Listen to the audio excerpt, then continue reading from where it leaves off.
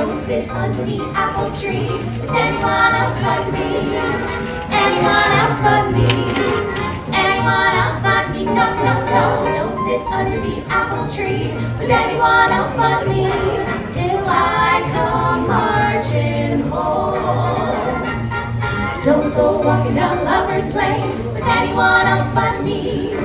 Anyone else but me. Anyone else but me. No, no, no. Don't go walking down Lover's Lane with anyone else but me. Till I come marching home.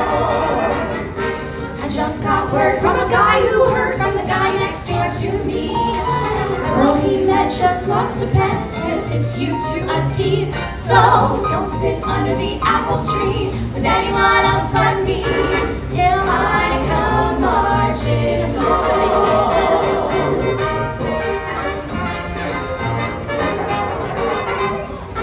Don't sit under the apple tree with anyone else. There's Dad squished in the seat. Hello.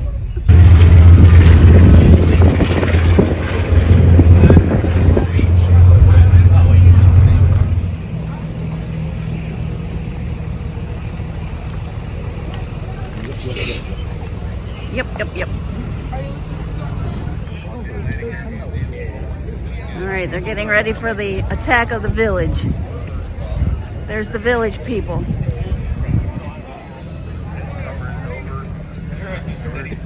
Let's go talk to Howie. We got Mr. Howie over there. You can get yourself... Dad, you got 2 of those books. I picked up one too.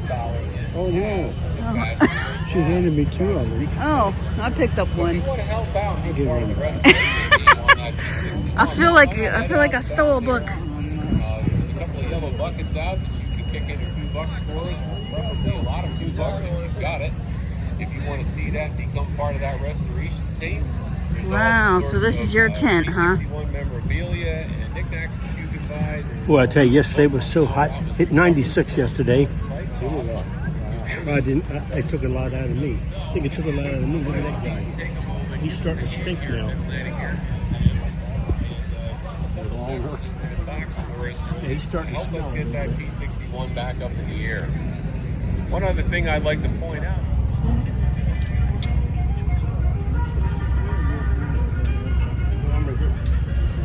Yeah, we got a lot closer this year. Oh, we were way over that area over there.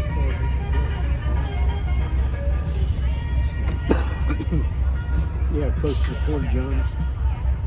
Food vendors, flea market or Right. vendors and all.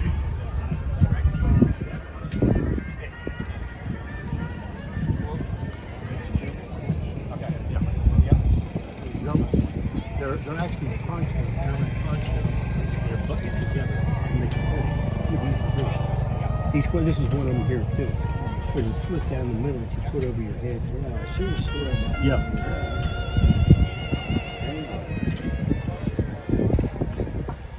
You have a tent too? No. Because I don't stay overnight.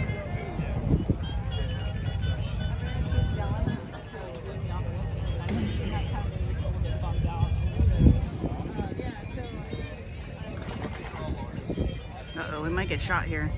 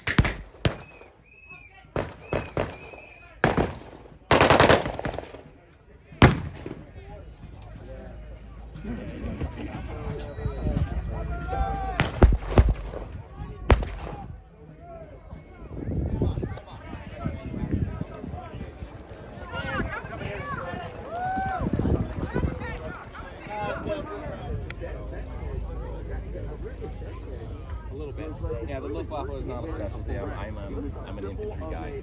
I love that stuff, but I'm familiar with that kind of stuff, that technology. And Shakos, like from like the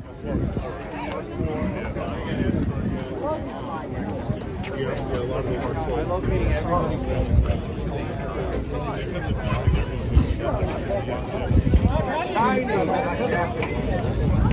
Your chances now are... It's a big difference.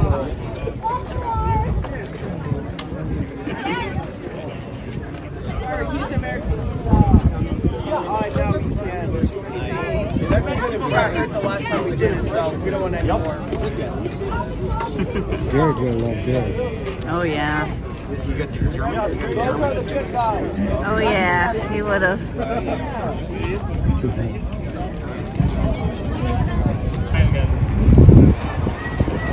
Okay, we'll try not to get run over.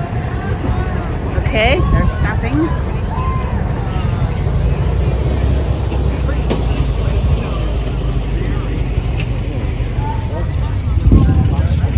A Volkswagen.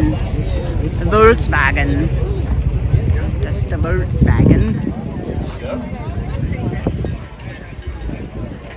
What do we got going over here at the Officers Club?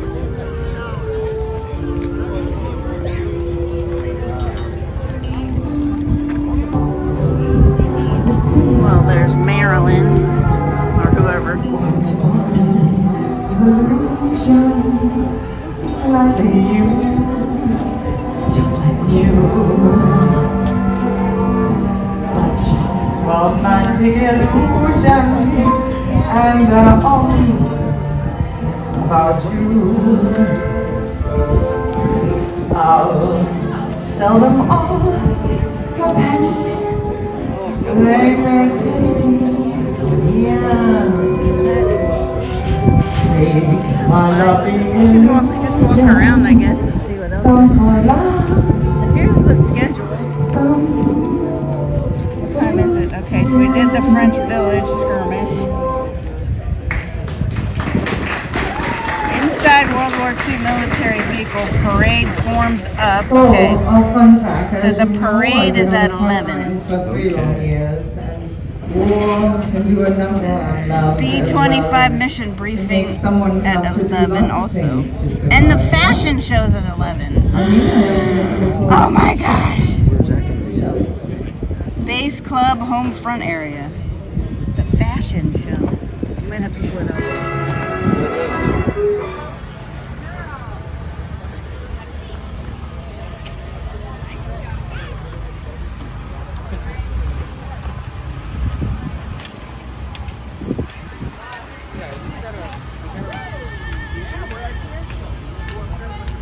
One at.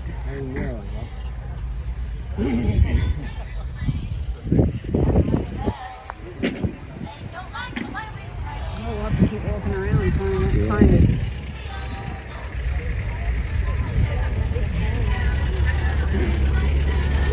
Okay.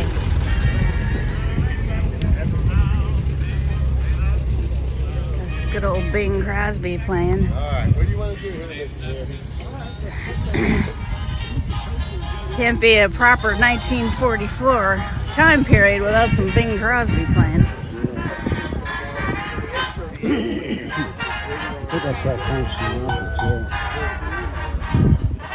Look, people got their chairs set up already.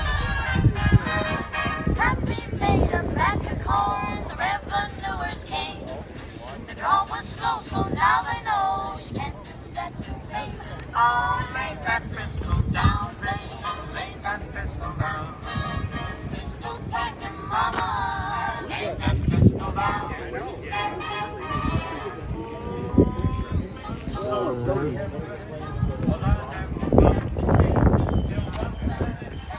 Where did we sit last year? I don't remember.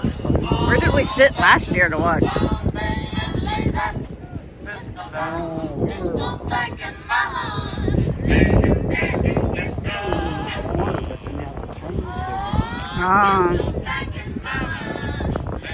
Okay, yeah.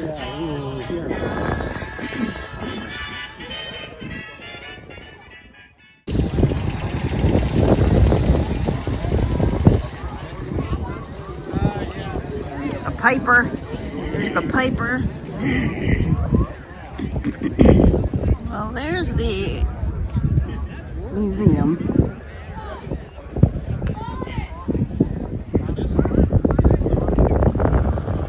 There's the soft pretzel stand. All important. That's what we really came for. No, I was just trying to figure out like which camp all these camps are. That camp's parachute line, it says over there. There's Fifi. There's Fifi. Probably taking people for rides. You want to get on that one, Dad? Is that all? Pocket change. You know, they look a lot smaller. Okay, we're getting whistled at. Where's he going? I don't know. Oh. Let's just go to that side and get off the road.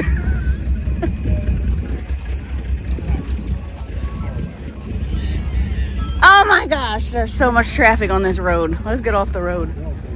God. Seriously.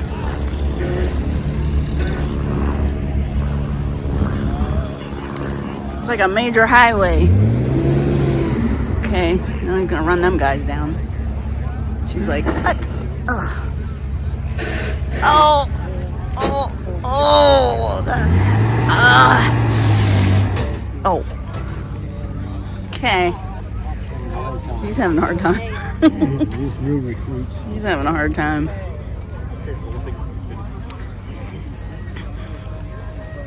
Look at that barbed wire.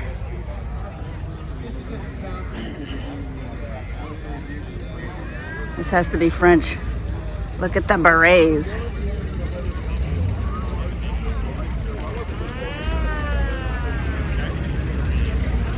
I don't think that radio is.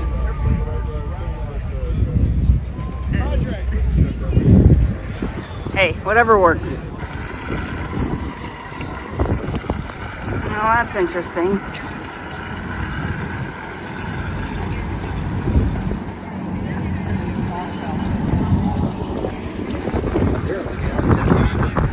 I think we should. Tugs? Is that what it is? There's more of them over there. Well, you just don't know what you're gonna see here. How cool. That's part of the parade.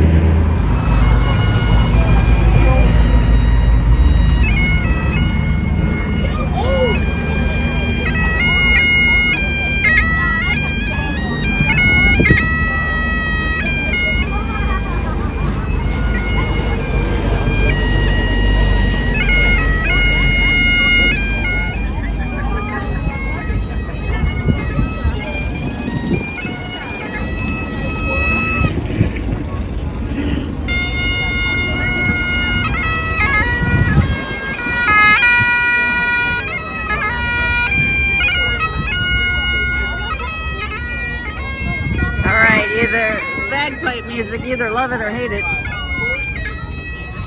Can you guess which one I think? Keep moving, keep moving. We're just gonna see the parade in reverse. We want to get up close and personal with these. Yeah.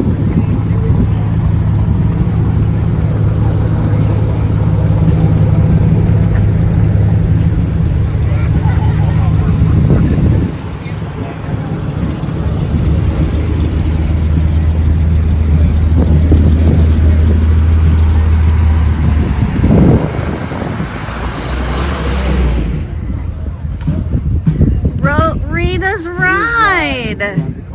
We've been looking for this. And there it is. Look at that gun.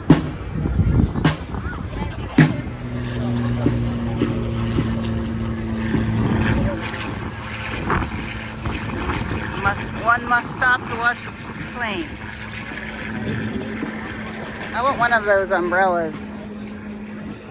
That seems like a smart idea. Yeah, well. I guess this is the non-movement area. That's the name of it. Oh, people are moving.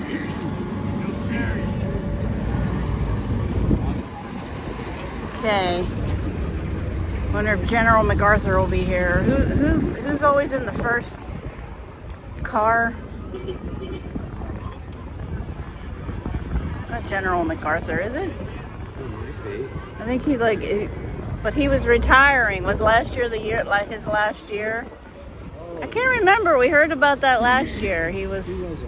Wasn't that FDR? FDR. Yeah. FDR.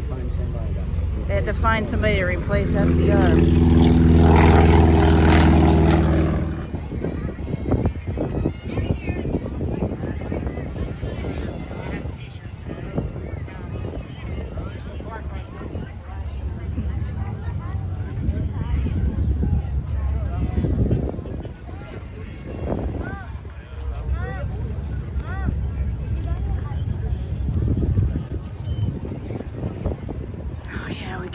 We can't miss the crab cakes this year, Dad. That's okay. I'll be fine if we miss it. Doesn't matter to me. I don't know. It looks like a zeppelin. Oh, the French fries. I love French fries. Ooh, there's the table with all the stuff to buy. All right, where do you want to stand at? In the runway? Way out here. Okay, nobody's standing right here.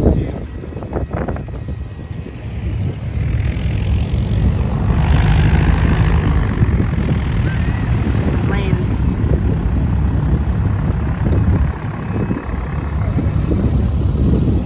Okay, we're waiting for the parade of vehicles. Trying to figure out where to stand.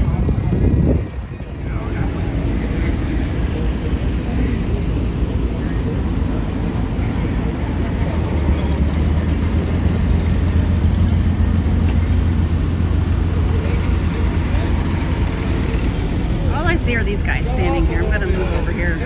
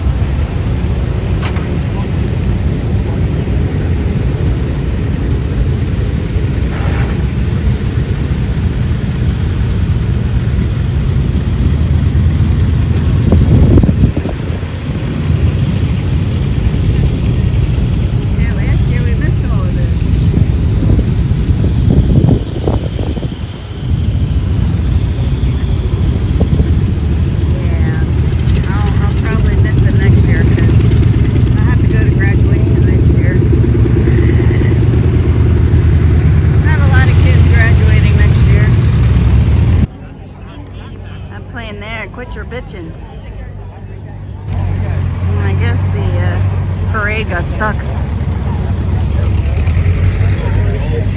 Oh, they're here for photo ops.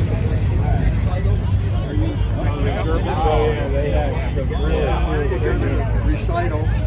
That ends after school. We flew in after that.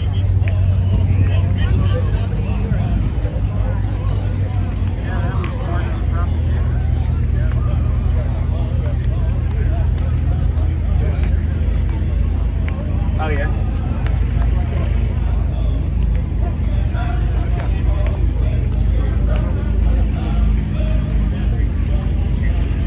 Just all the vehicles lined up. Go take pictures.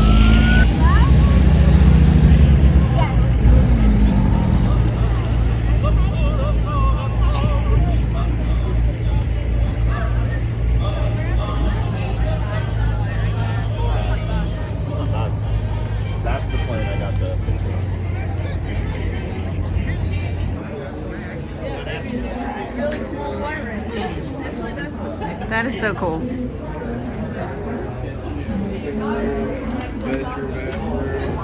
1940s house is closed. Unless you're a veteran, then you're welcome at any time. I had that set. Grandma gave that to me. Unfortunately, none of the pieces lasted. Hey, Barbara, how about that?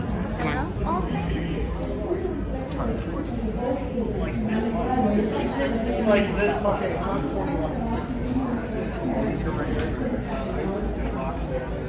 Your gap isn't much farther than You our can gap. walk in there when it's open. And you gotta remember, their Missed the generation. show. I don't know what's happening. We do. Honestly, we do. You do? My mom always yelled at me. Look at that. Look at that. I'm not gonna lie. Unmentionables. Oh, this is the boutique, I guess. This is where you get your hair done. Oh, look at that. In that cluster, I'm just gonna cut one off of that. I like those. Those are such a nice picture. You can get sunglasses and shoes, hats. Oh my goodness. Wow. I don't think I can fit into any of this. Oh. Everybody was so skinny back in the day. That is cute. That is really cute. That's a maternity. I might be able to fit into that.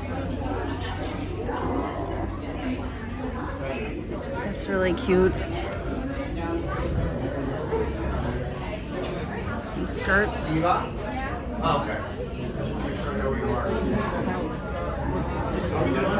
Look at that.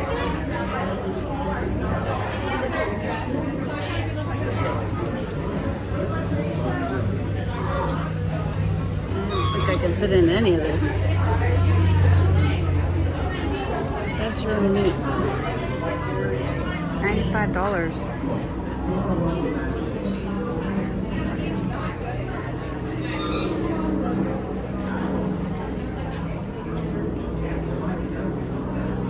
Well, that's like a house dress.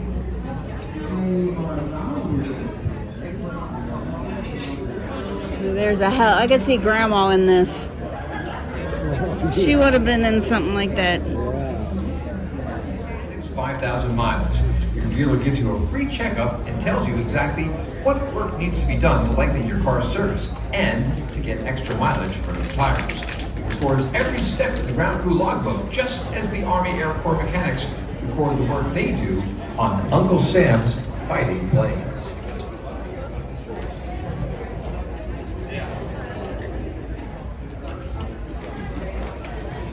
Cream of wheat is so good to eat, we would have it every day. We sing this song, it will make us strong, and it makes us shout, hooray!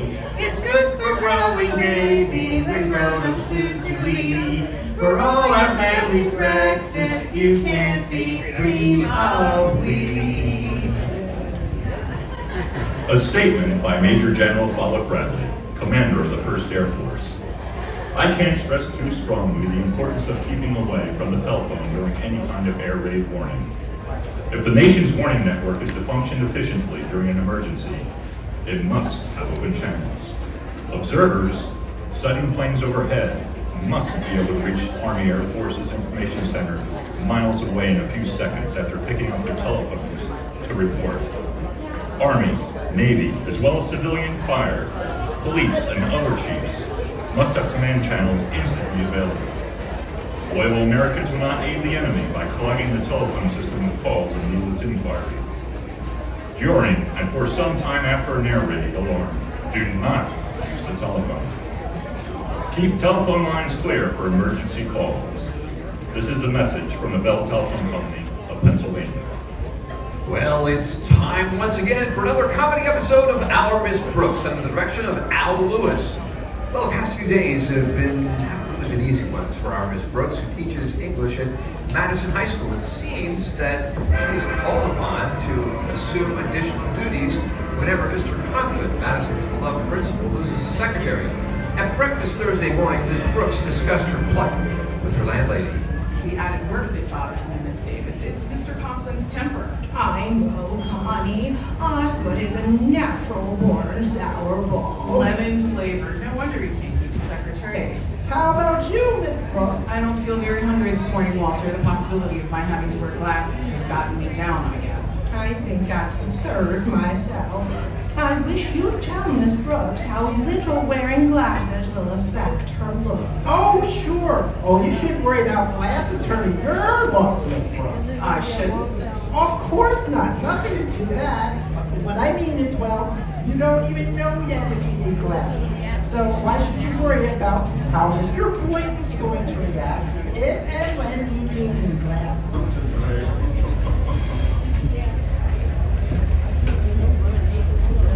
This is the principal's office. Osgood Conklin himself speaking. Hello, Mr. Conklin. This is Mitzi Leroy. Some friends of your brother-in-law told me you were planning a little celebration for him tonight. Why, yes, we are going to have a party, but it's strictly stag. That's strictly why I'm calling. Choo-choo, the private to Cincinnati. Don't get icky with the 1, 2, 3. Life is just so fine on the solid side of the line. Hold tight, hold tight, hold tight, hold tight. Ooh, Yakasaki wants seafood, mama. Shrimpers and rice, they're very nice. Hold tight, hold tight, hold tight, hold tight. Ooh, Yakasaki wants some seafood, mama. Shrimpers and rice, they're very nice.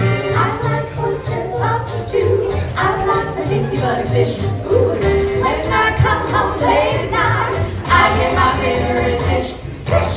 Hold tight, hold tight, hold tight, hold tight. Ooh, Yakasaki wants some seafood, mama. Shrimpers and rice, they're very nice.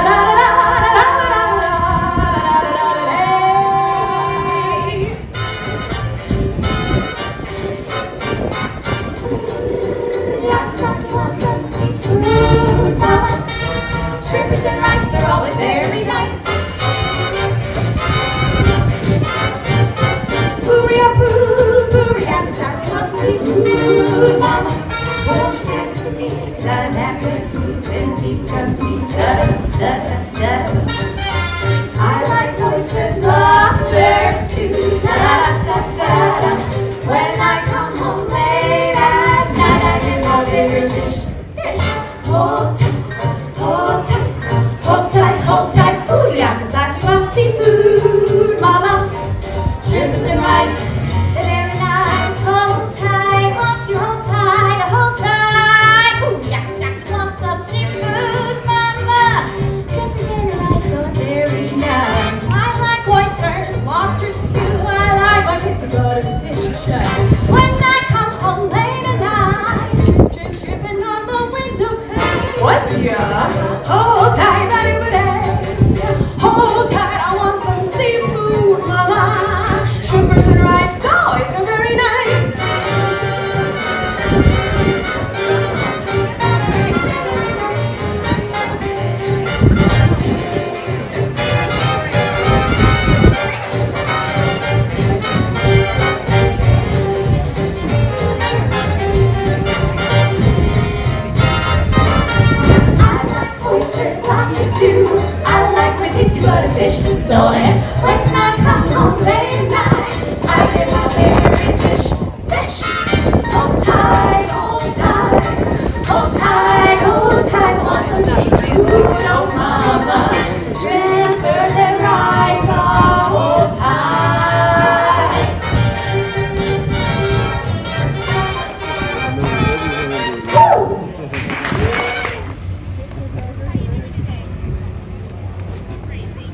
we brought chairs, we might need to sit on them. So cute.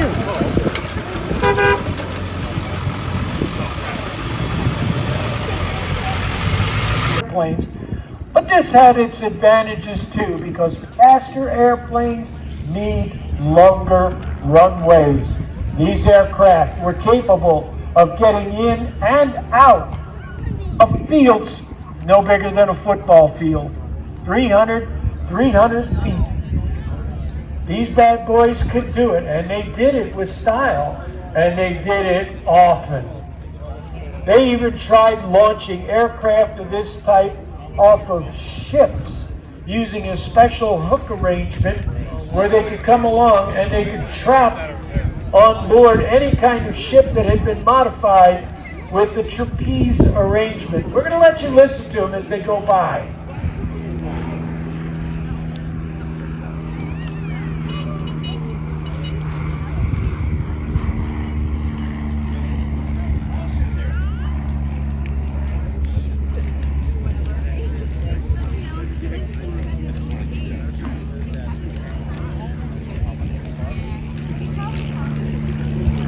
As you can see, they're not very fast. They're powered by small 4-cylinder air-cooled engines.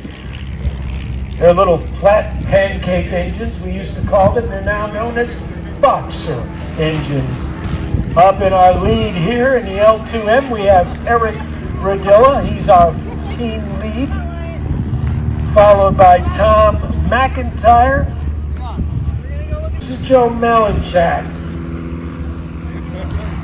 The advantages of these aircraft out in the field were numerous.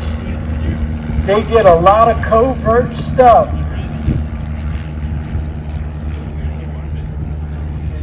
What he did was he took his own fort and he put 3 bazookas under each wing. Now the one's marked in American colors, the other is Canadian. The Canadians loved having that canopy on there because, as you know, it gets cold in Canada. Followed by the Stearman, otherwise known as the Yellow Peril.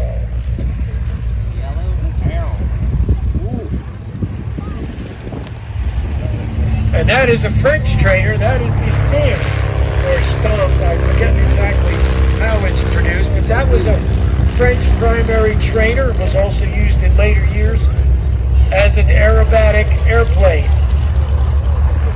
And here comes Panchito.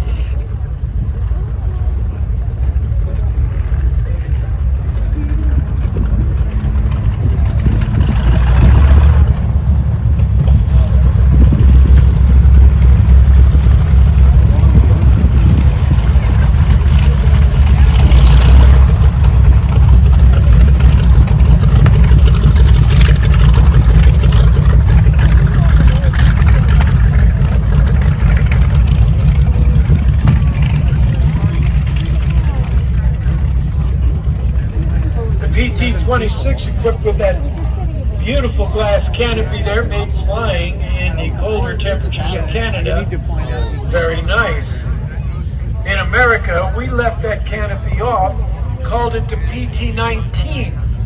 And if you ever get the chance to fly in one of these, well, it's kind of like a convertible car with altitude.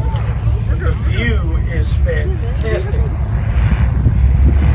But this is what the aviation cadets would learn to fly in. Primary trainer.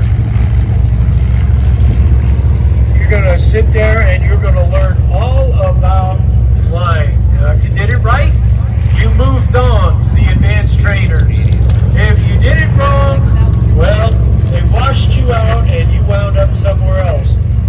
Now, one of the more legendary aircraft coming across the field right now, the Stearman, also affectionately known as the Yellow Peril. Why did they call it the Yellow Peril? Because an inattentive or sloppy pilot would easily get bit by this airplane. The Spearman was notorious for ground loops at the controls with a sloppy pilot. So when you were flying this airplane, the only time they said it was safe would be when it was on the ground and in the chocks. There goes the stamp built by Nord many years ago, featuring an inline 4-cylinder engine.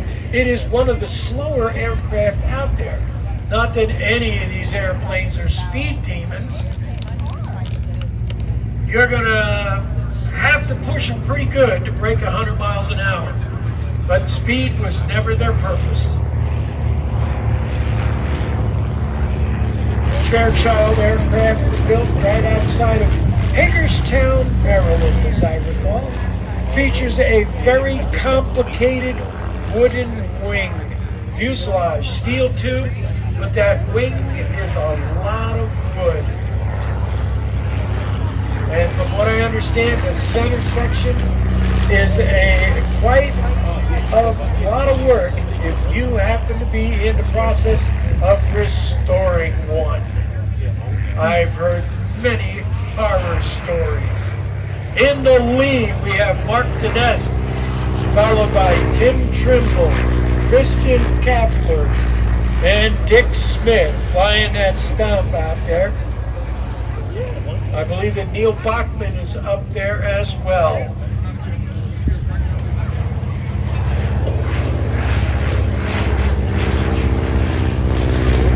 Powered by a Continental radial engine, I believe it's an R670, about 220 horsepower on the Stearmans.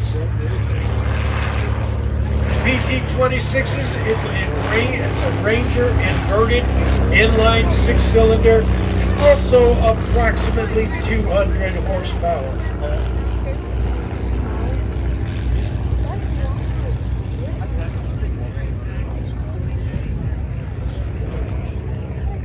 All right, now it looks like our PT guys are going to set up for your photo passes. Get your cameras and camcorders ready. Is it ready? Oh. Oh, wait, I gotta go home for that. No, I'm not ready.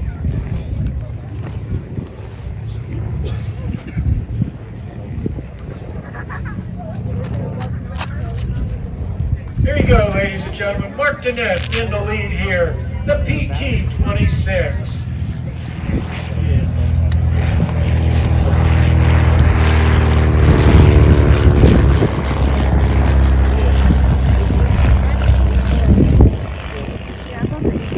Here comes another PT-26. This is Tim Trimble at the controls.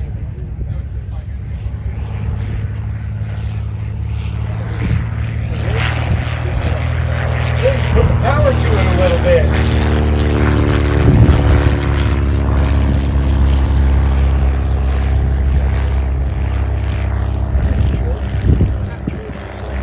This is Christian Kapler coming through. Let me verify that. If it's a silver with a yellow tail, which it is, that's Neil Bachman. My bad. Now Christian Kapler is following him. Here we go.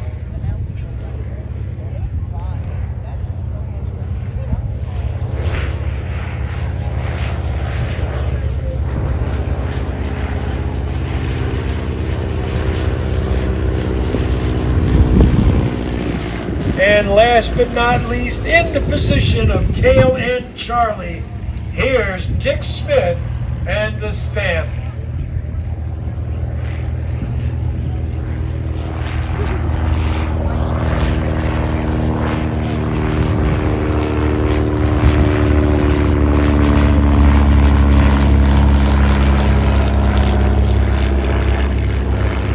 They're not fast, but they serve a good purpose. The idea being is that you're building on skills and experience. You just don't throw somebody into a P-51 Mustang. You've never flown before? All right, we'll give you some of the basics, then we'll slap you in the Mustang. Congratulations, you're a fighter pilot. Didn't work that way. You had to go through a lot of training because we wanted to make you the best fighter pilot that you could be, or for that matter, bomber pilots, which is a totally different skill set.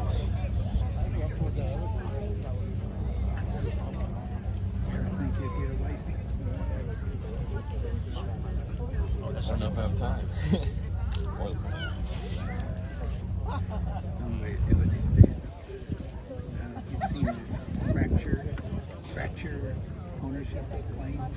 The PT-26s with their wide landing gear are pretty simple to land. The steerman a lot narrower, which makes the airplane a little skittish if you happen to be a sloppy pilot, especially on that rudder. She'll try to do a donut on you, although we technically call that a ground loop.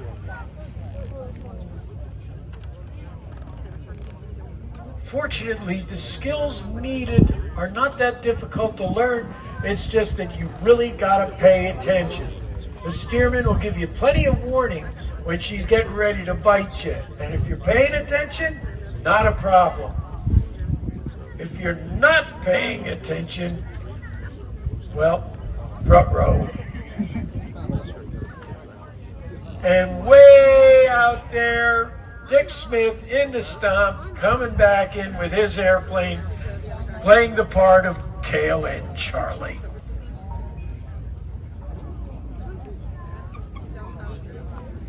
Oh, yeah. Her sister went to Cuba. Her sister worked for some, as a military ambassador or whatever, and they met her. Now off in the distance, I can hear them. I don't see them as of yet. Up, there they are. We're looking for Placid Lassie. She's right behind us. And what they're going to do is they're going to bring their aircraft in and demonstrate what it was like to be a paratrooper. In the meantime, here come our PTs. And ladies and gentlemen, notice how they are doing little bits of zigzags here. This is so that they can make sure that there is nothing directly in the way of the airplanes that they can hit. It would be really bad juju to go and smack something with this airplane. So they zigzag because visibility over the nose pretty much is non-existent. How about giving all of our pilots a big wave here? Mark Dinez, Tim Trimble, Christian Kapler, Neil Bachman, and Dick Smith. There he is. There's Dick. He's made it down good. These people put a lot of time, effort, and money into these airplanes. So please, when you look at them, take a lot of pictures, but please don't touch the aircraft. Always ask the pilot. And I'm sure that if you walked up to the pilot and asked them about the history of their aircraft, they would be more than happy to tell you all kinds of tall tales regarding their particular aircraft.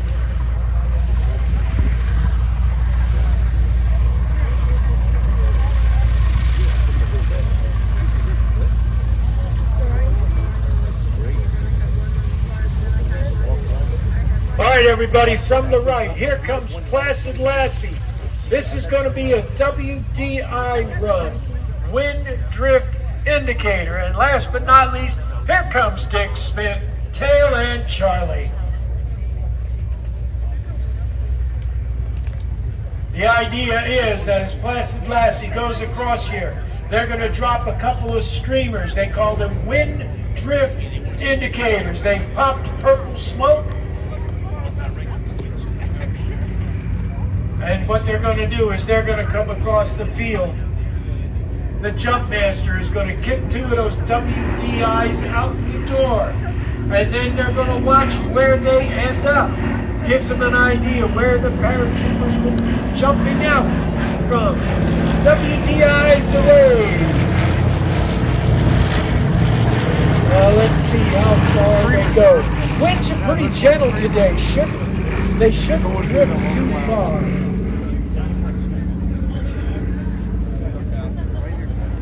looks like a pretty good drop on those WDIs there. Looks like they're going to come down pretty close to the landing zone out there. They are drifting a little bit. Fortunately, the wind today is off crowd, blowing away from all of us.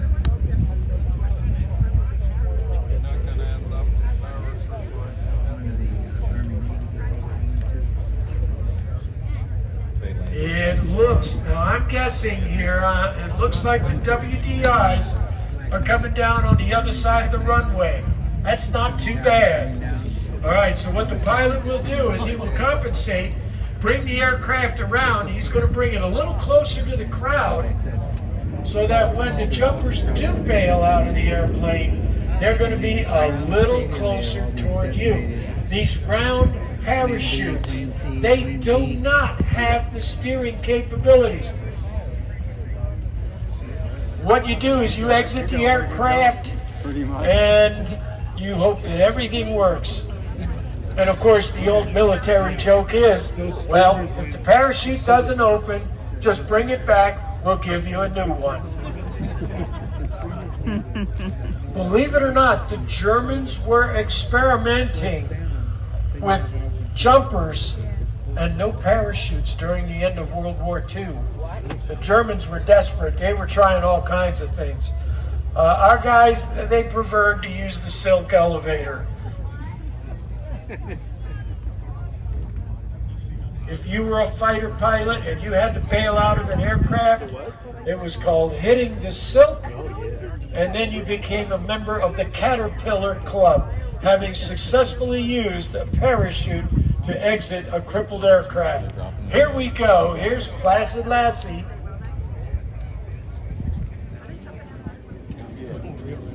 All right, they're going to go around one more time. All right, they're going to go and they're taking a look around and they're going to line up where they want to be. And then the first stick of jumpers is going to leave the C-47 Placid Lassie. At the controls here, our pilots are Eric Zipkin and Mark Simmons at the controls of the C-47 Placid Lassie.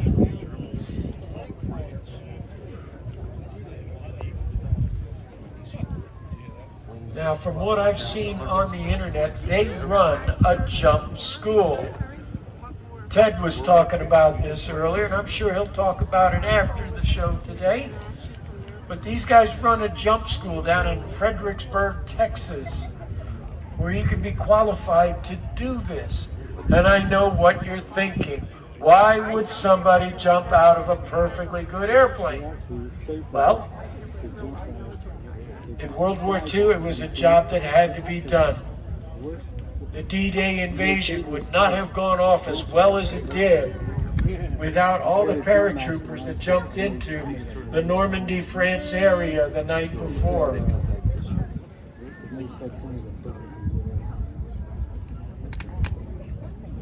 Of course, the trick was, as the Allies found, was getting all of the paratroopers to rejoin up with each other because, unfortunately, things got confuddled. This happens in the heat of battle, and we had paratroopers scattered all over the place. Fortunately, it did have a happy ending. The D-Day invasion worked out just fine.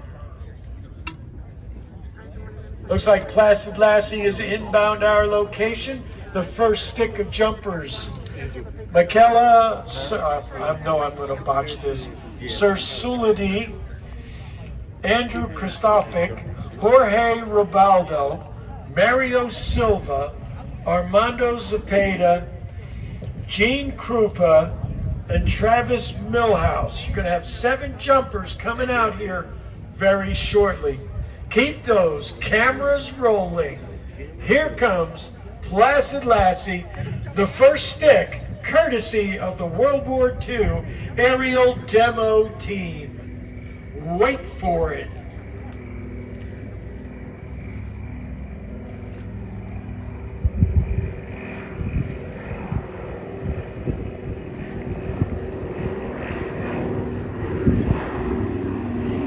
Okay, here we go. Should be 7 coming out the door.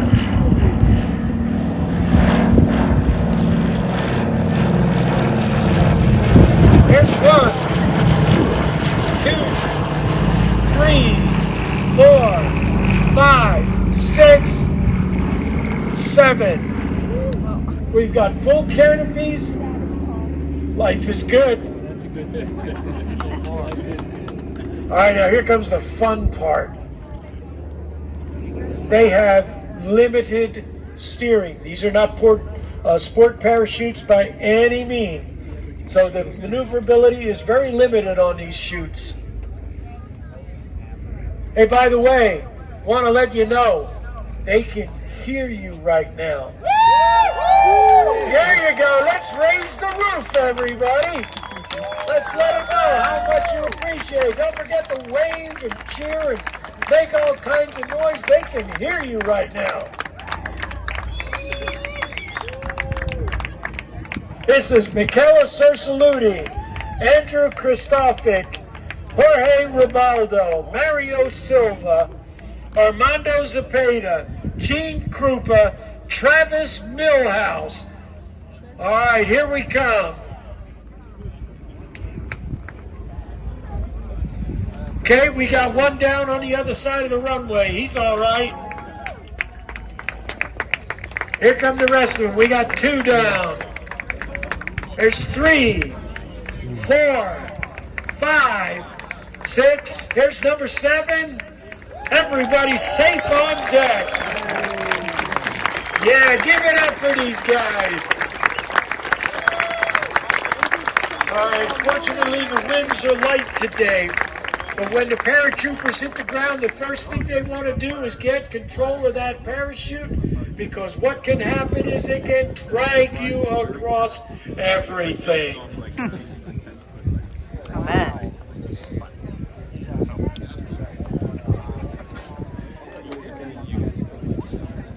Now, the World War II aerial demo team's mission is to remember those that fought.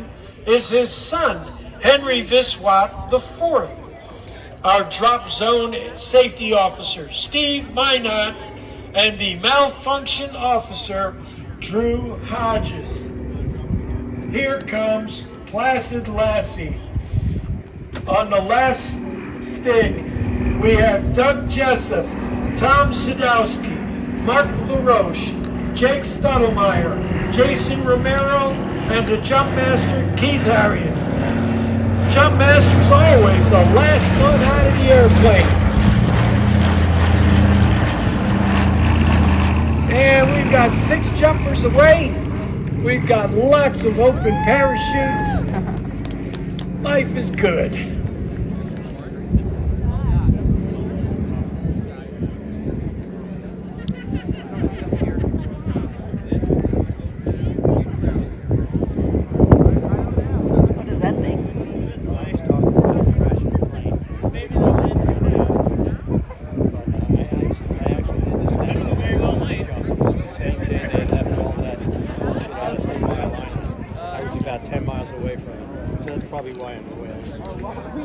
Once again, they do have steering capabilities, but not like a modern parachute. Ladies and gentlemen, they can hear you. Raise the roof.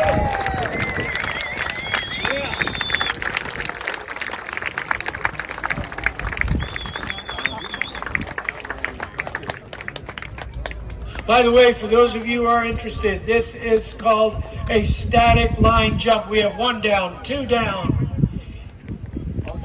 3.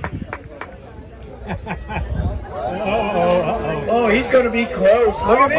Here's 4. Oh, wow. 5, 6, and 7. Everybody's safely on the ground. How about a big round of applause for the World War II aerial demo team?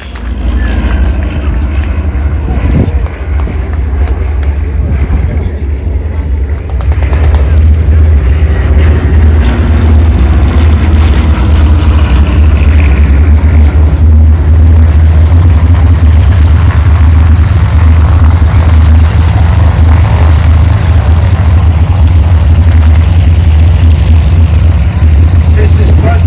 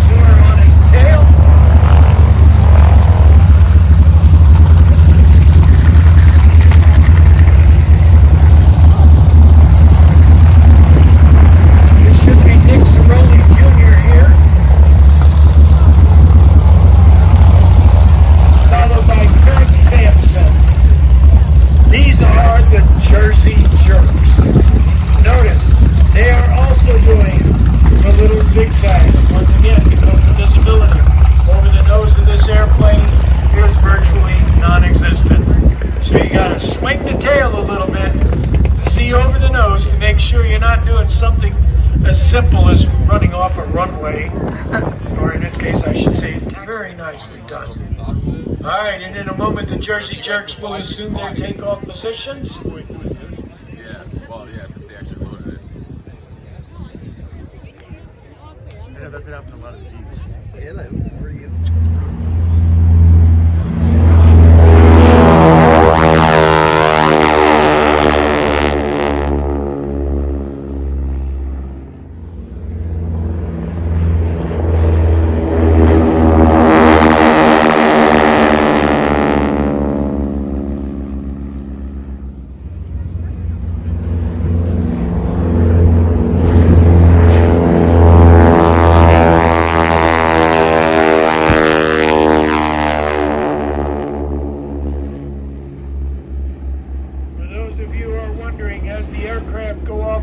Distance, you'll hear a deep rumble. That's the actual sound of the engine.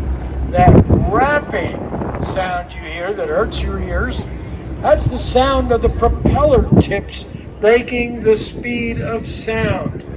It sounds great, but they're actually losing thrust because of it.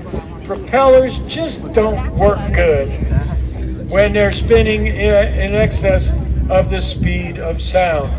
Now typically in flight they'll pull the throttle back, stop making noise, and instead what they'll do is they will just pull it back and utilize that thrust and try to save on fuel. However, for air show demonstrations, they love to keep it up and make a fair bit of sound. All right, here comes Placid Lassie.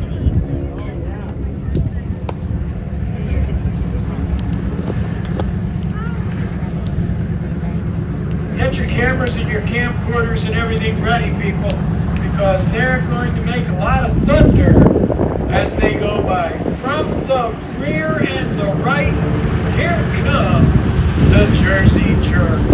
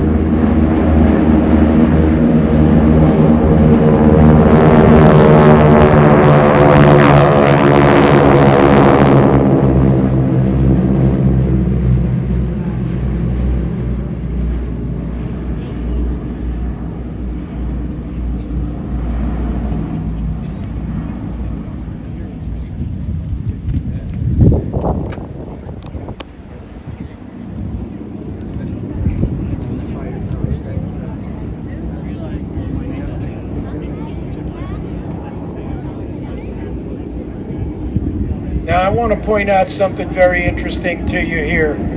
While the Jersey Jerks are repositioning, and so is Placid Lassie. When you get up to Placid Lassie, take a look at the wing. Take a real close look at the wing. And then later on, when the Jersey Jerks land, and all those AT-6s are parked out there, take a look at the wings. They're identical except for the size. I do believe there may have been some shenanigans going on between Douglas Aircraft and North American Aviation. But back then, if you had something that worked, the idea was to go and get it into production by as many people as possible, because numbers were important back then. The idea is to go and build the stuff faster than the enemy can ruin it.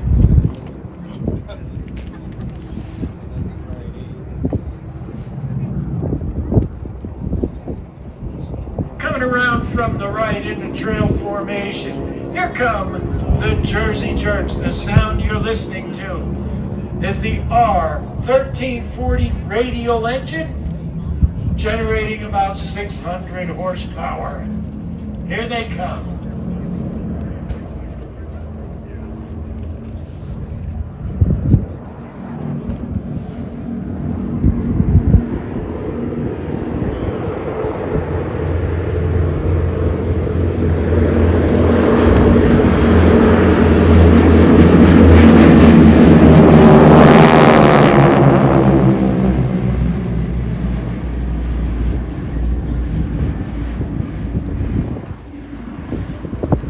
those of you who got pictures of that and or video, that was fantastic. That's one of the best in-trail formations I have seen in a very long time. You can tell that these pilots have been practicing, that's for sure. Okay, now what we're going to do is an arrowhead foundation.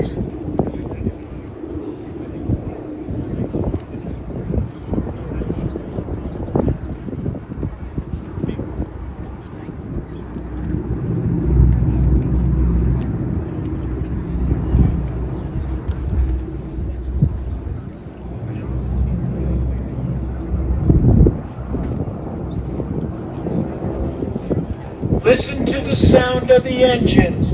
I'm going to let you hear it some more.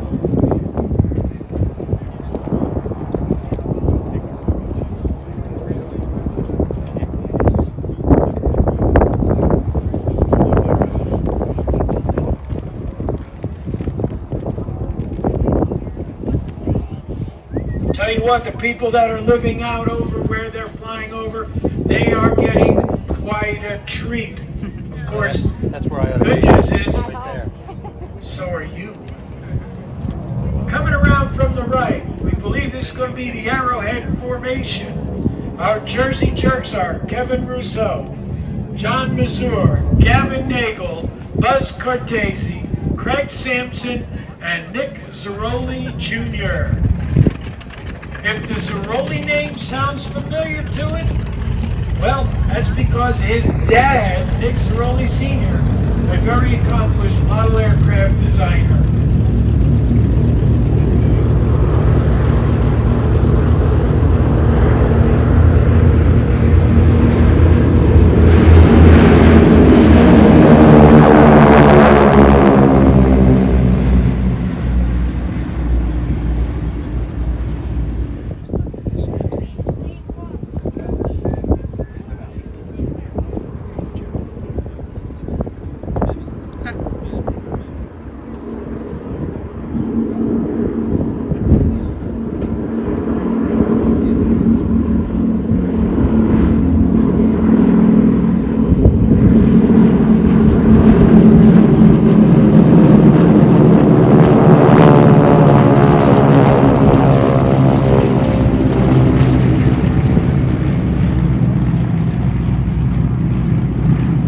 Jersey Jerks would like to dedicate this Missing Man Pass to Doris Dinest, who was a longtime supporter of World War II weekend, and also to Howdy McCann, Airshow announcer and friend to both Greg Whitmer and myself.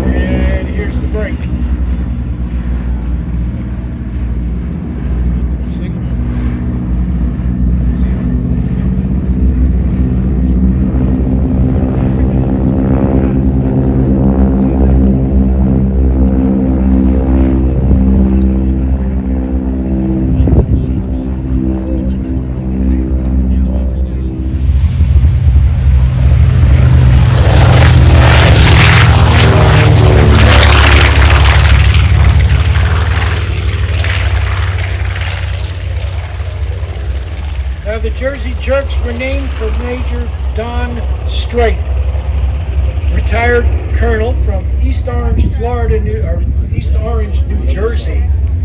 He flew a P-51 and a P-47, 13 and a half kills. He called his airplane the Jersey Jerk. Coming high and overhead, here's Kevin.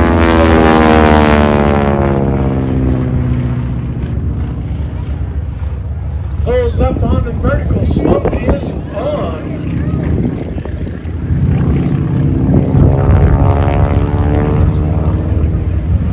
Does a quarter clover leaf in the sky. Kevin Rousseau was born in Montreal, Canada, and was a captain for American Airlines through the A300 Airbus. Here's one loop. Is he going to do another?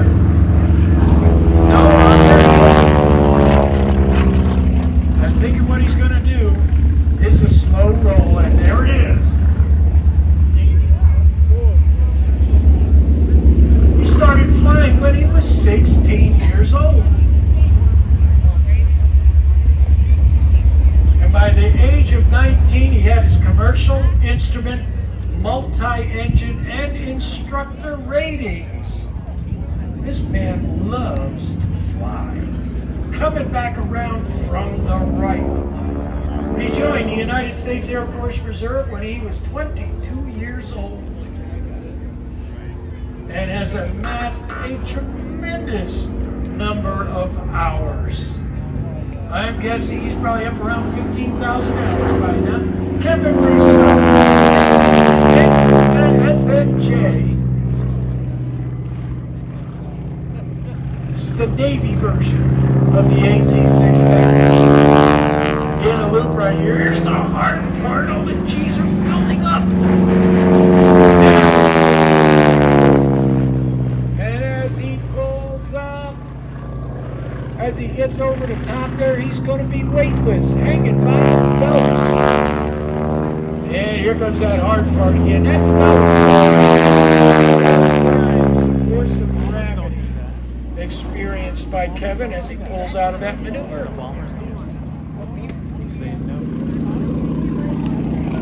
Now, when he wasn't flying air shows or anything in the Air Force Reserve, he was also flying the 767, 757, the 727, the MD-80, and the Fokker 100. And he flew domestic and overseas routes.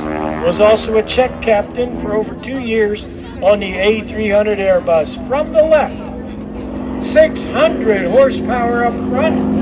Here's Kevin Russo. Let's keep going. Here's one. There's two. That's three. And there's four. The 4-point hesitation roll. He stops precisely every 90 degrees. Now what he's going to do is turn the airplane around here. Well, it says in the information here that this is his 8th year of flying in air shows. I know it's more than that. It's probably closer to 15 by now. This is old paper. Kevin Russo coming back in. Looks like he's diving down a little bit for airspeed. We're going to be doing some kind of a vertical maneuver right about now. Let's keep an eye on him. He's going to do maybe 5/8 of a loop. There it is. Wait for the roll. And there it is. One thing to bear in mind. This airplane is 80+ years old. This was state of the art back in 1941 when we entered World War II. Here comes the other half. Oh no. He stuck a loop in on me.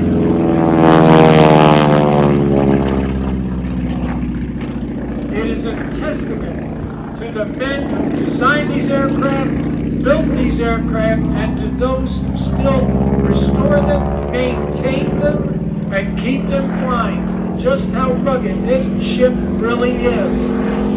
Built by North American, series of famous aircraft built by North American as Kevin does a slow roll. The engine is an R1340. The R stands for radial, which means the cylinders are arranged in a circle around the crankshaft. 1340, it's 1,340 cubic inches, 600 horsepower.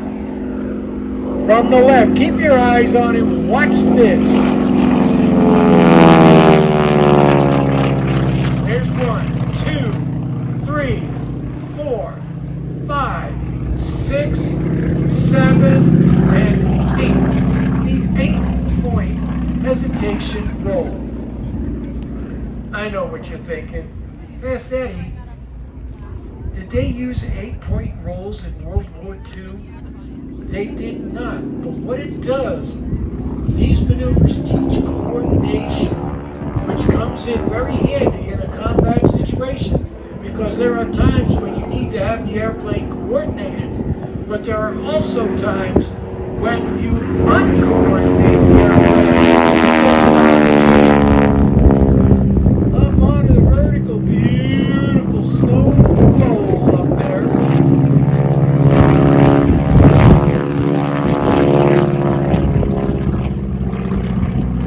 Kevin Russo is reporting the temperature in the cockpit of this airplane right now. Brace yourself. 130 degrees. Oh my, it's toasty. It's all because of that big honking radial engine up front and the glass canopy on the top. From the left, Kevin Rousseau, very hot. 1, 2, 3, 4, 5, 6, 7, 8, 9, 10, 11, 12, 13, 14, 15, 16. Nailed it. The 16-point hesitation roll. You are using all of the aircraft controls when you are doing point rolls such as this. It is a good teacher to help you out and keep that rudder coordinated while you are doing it, because that rudder can get you into a lot of trouble if you don't respect it and learn how to handle it. Coming back from the right, Kevin Rousseau. Not one time will he pull the throttle back from full power. Up onto the vertical again. You will notice that Kevin does not do any of the gyroscopic maneuvers that you will see modern aerobatic aircraft do. The airplane... It's one loop, looks like he's going to do a second. If you were to start doing those kind of maneuvers with this aircraft, you would break the airframe. It is not designed for it. And I've heard stories about pilots that have done this stuff and they've ended up damaging the aircraft. We don't want to do that, do we? Kevin sure doesn't, because he's the one paying the bills. Get your cameras set up, everybody. Kevin is going to set up next for his photo pass. Now this airplane that Kevin has is thought to be the lowest time Texan. Well, at the time of his paperwork, it was around 3,000 hours. I'm guessing it's more like 4. Here comes Kevin himself.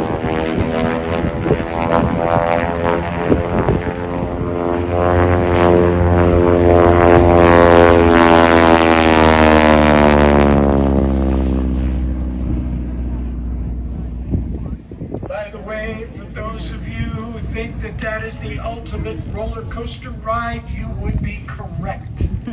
Flying a T6, if you get the chance to go for a flight in one of these, I highly recommend it. I always thought this was a lumbering beast, ready to fall out. Here comes another photo pass.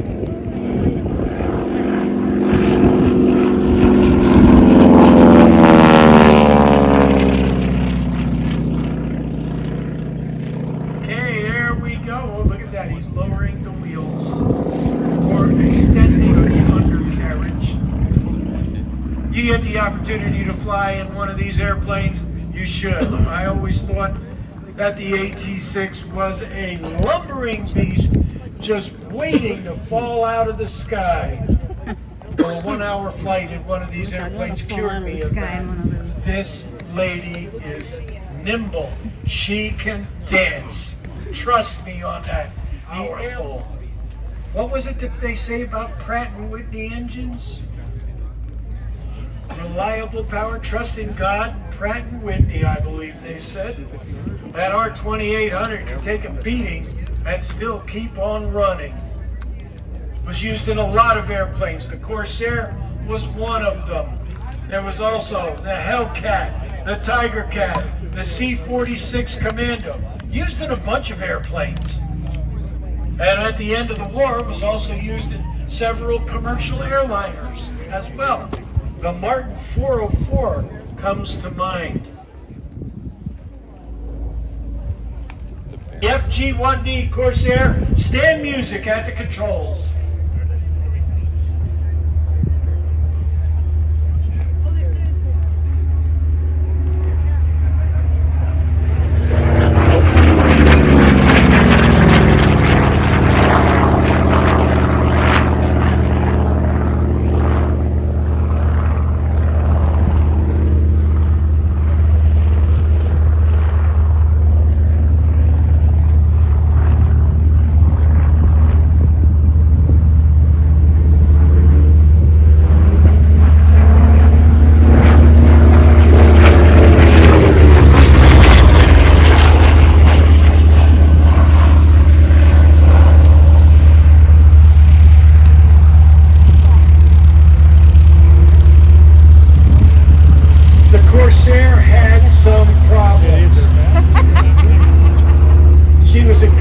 airplane in the air, rubbing on fast. Definitely a dangerous opponent if you were the Japanese. But the problem were twofold on landing. Well, three. First off, you got that big engine up front, so you got no forward visibility. Well, that makes it a little difficult to land on the carrier, doesn't it? The British solved that. The RAF said, do a circling approach, no problem.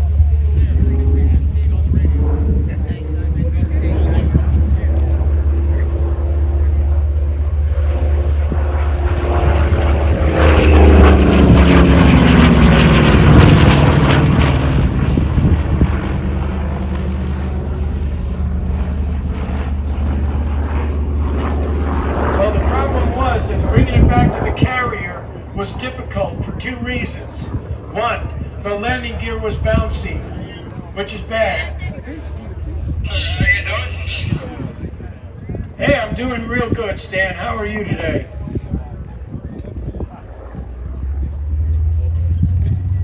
Stan Music, you got me? Fast Eddie here on the mic.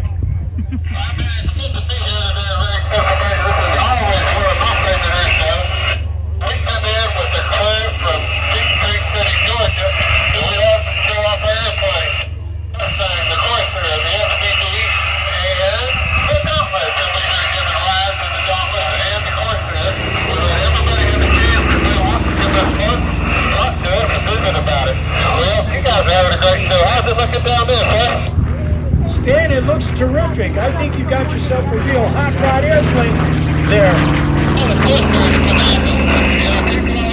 Which one do I love best? Of course, the Mustang.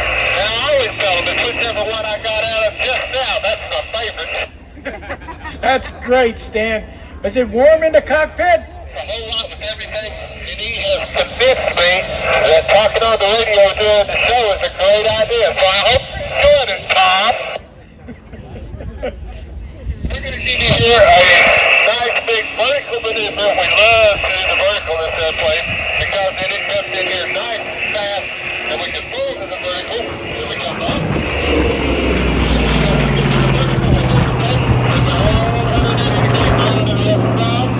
Keep it coming off the other side of it, and around we go. Looks good, Stan. Well, we sure enjoy it. This is a fun airplane to fly. It's a wonderful airplane that everybody flies.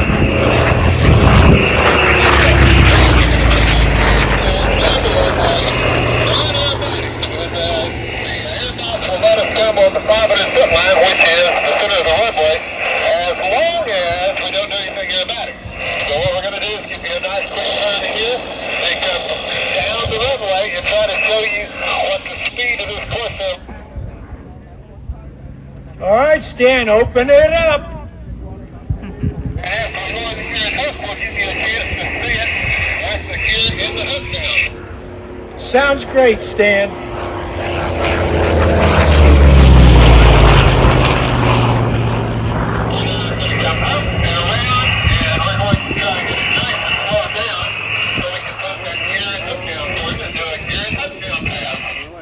All right, this is going to be the same as if you were bringing this bird back to the carrier. That's correct. All right, I'll get paddles warmed up. Gear down in the gear, and then we'll be in the sun. Go to the gear, got the gear down. We put the hook down. Hook comes down, landing gear comes down, and then we're going to do a nice slow pass to show you how it flies. Now, one of the great things about this airplane is it flies phenomenally well at low airspeed. That's designed it very well, but they designed it. Everybody always asks about what does it have with the 22 tweets? They have to make it where they can actually get down, get to have combinations for the top. So they had to make it where they could get that big top. And he's talking. The big going on it to have a place to get the gear down on it. So you can see we can slow down considerably by doing that. Then, once we get here, we're going to give it time like we're going around. We don't like to drag that up on the ground like that.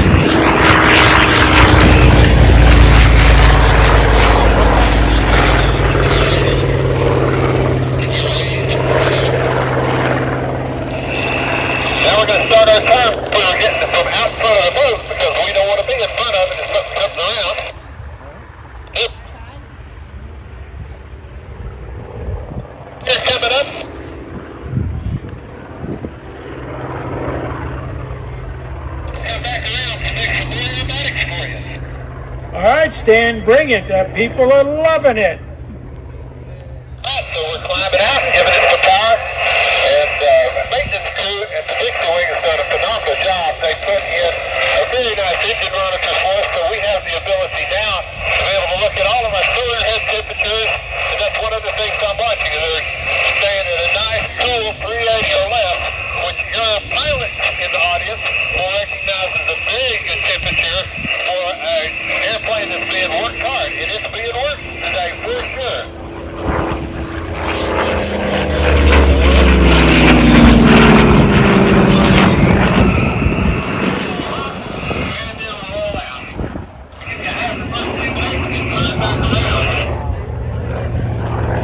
All right, Stan, keep it coming. Alright, we'll do one more pass this way, then we'll come around and give you a couple of photo passes. Then, as I do, the air boss is going to roll his box back. You don't go to the top, but you come out here and you play the air boss's box, and he walks the box back when we get done. Can you imagine? You know, Stan, I hate when that happens. We give you a nice, big barrel roll here. We start outside the 1,000-foot line. We come up, and stay away from the tower, but still stay above a 1,000-foot line, which is exactly.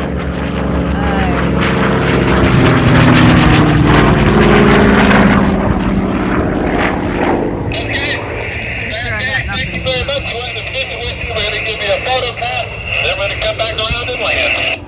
All right, Stan, have fun.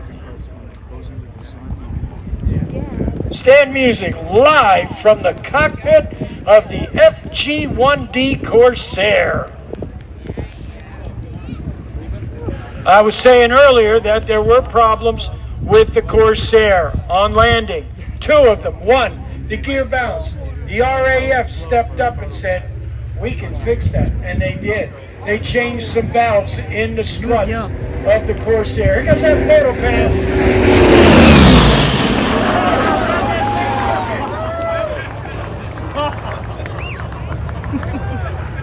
I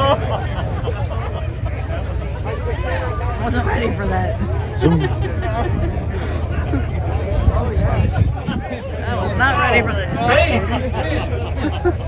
Hope he does it again. One other tiny little difficulty with the Corsair, and what had happened is that when you were coming in for a landing, sometimes you'd get a stall on the right wing. The airplane would do nasty things on the actual landing.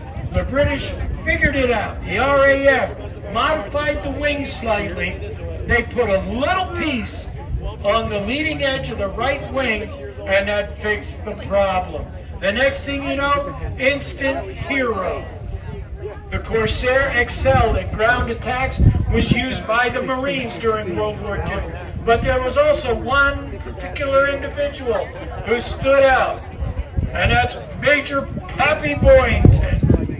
He was a pain in the breast.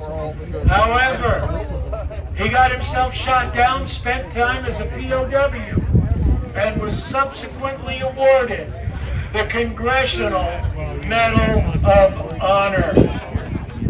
That is no mean accomplishment. One of the most dangerous and deadly weapons that was used extensively in the Pacific Campaign, the flamethrower. This is how the United States Army engineers go to blazes. The flamethrower is light and portable and is handled like a rifle. For attacking enemy pillboxes, the experts are burnt up with the idea.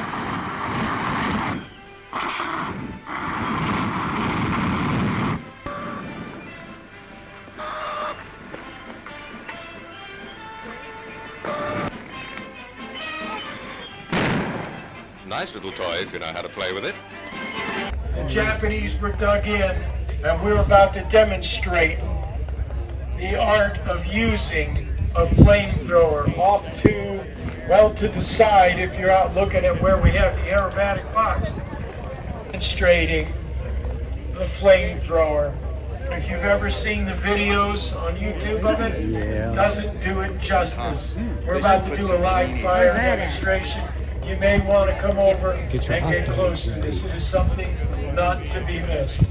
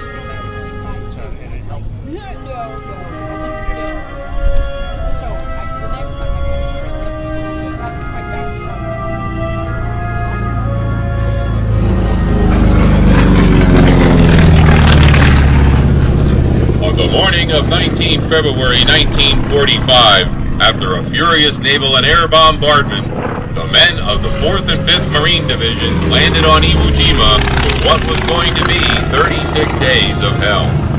It was the largest marine amphibious landing to date and the costliest of the war. The fighting was intense and bitter. More medals for valor were awarded on Iwo Jima than any other battle in American history. By battle's end, almost 7,000 Marines and 21,000 Japanese defenders had been killed. The Commander-in-Chief of the Pacific Fleet, Admiral Chester Nimitz, was watching the battle unfold from his flagship. Of the Marines who fought on Iwo Jima, he said, "Uncommon valor was a common virtue." In the midst of the battle, Associated Press photographer Joe Rosenthal snapped a picture of 6 United States Marines. They were a cross-section of 1945 America. They were a mill hand from New Hampshire, a Kentucky tobacco farmer, a Pima Indian from Arizona, a Pennsylvania miner's son, a boy from the Midwest city of Detroit, and a Texas high school football star. The picture has since become synonymous with the American fighting spirit. Ladies and gentlemen, have your cameras ready. Courtesy of the Pacific Area Marine Cadre here at World War II weekend, here is our salute to all the veterans of World War II.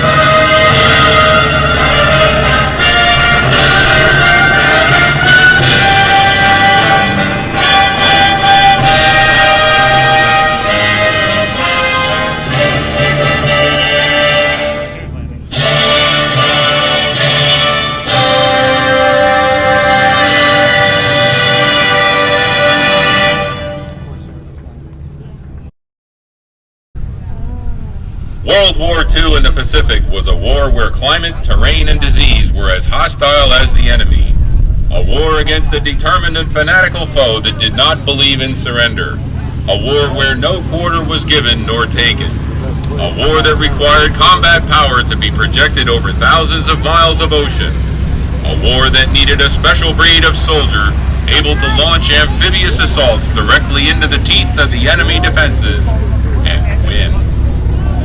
The Marines used naval gunfire and aircraft in the close air support role in place of the heavy artillery associated with large land armies. Already renowned for their fighting spirit, battles such as Wake Island, Guadalcanal, Tarawa, Saipan, Peleliu, Iwo Jima, and Okinawa proved that as shock troops they have no peer. The Marine Assault Squad was tailored for their mission and not only had twice as many Browning automatic rifles as its U.S. Army counterpart, but also had organic demolition teams. Using their unique corkscrew and blowtorch tactics, the Marines became expert at close combat, destroying pillboxes and strong points using satchel charges and flamethrowers.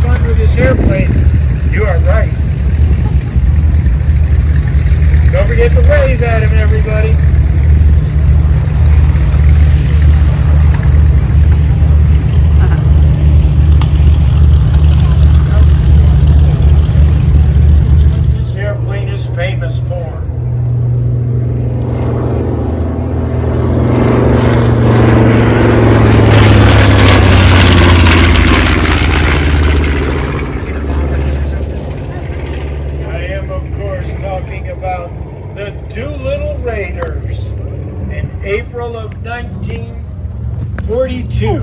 We kicked the Japanese hard. We shook them up.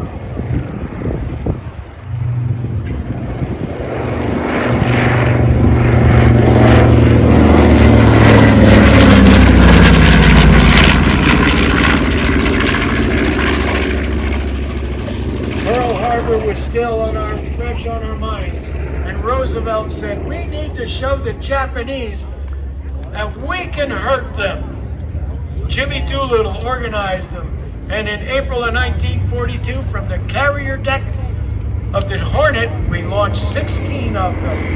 Here's the C-47.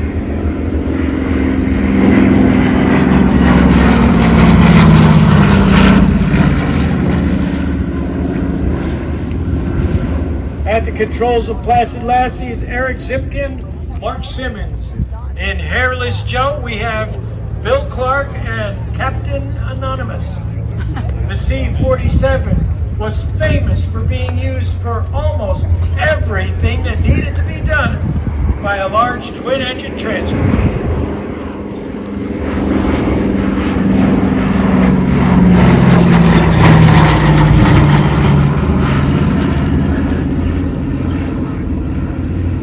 From the right, here's the C-45 Expediter. In civilian guise, the Twin Beach.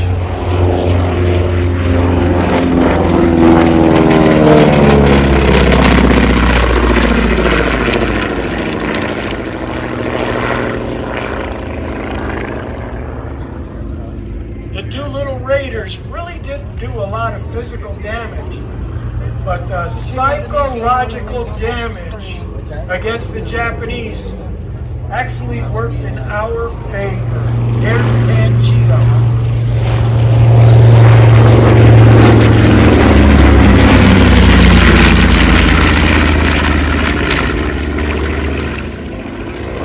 The Japanese held back some of the forces that our guys out in the Pacific would have had to face because they thought they needed to defend the homeland. So it actually worked. Here's takeoff time.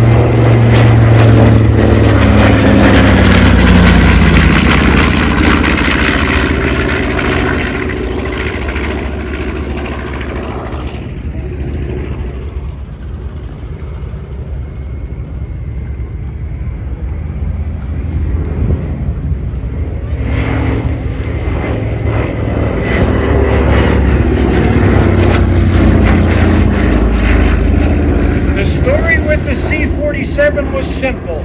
If you could fit it in the door, she would carry it.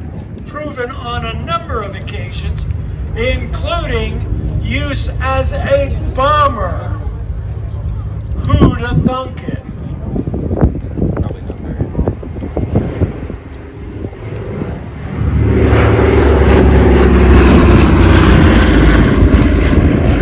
By the way, Hairless Joe is named after the airplane that was flown by General Doolittle.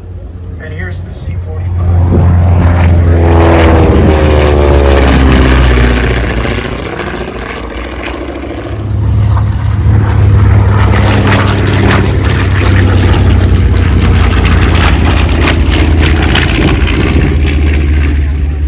The C-47 went out on a supply mission. On the way back, they ran into a German convoy. Returning to the base, they couldn't find any aircraft capable of attacking them. They put a 500-pounder on board the C-47, went back and successfully attacked the convoy. From the right, the C-47.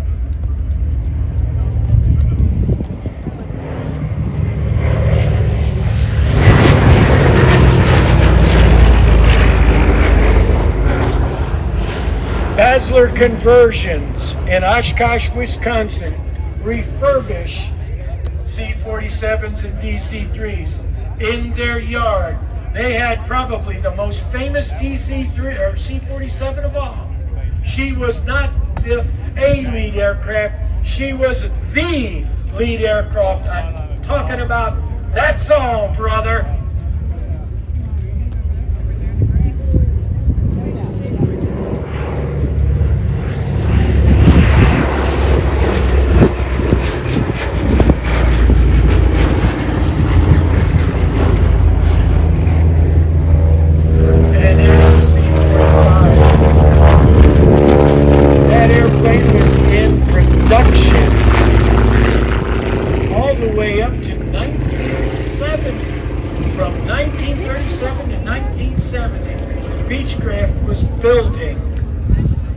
T-54, or the civilian version, the Twin Beach.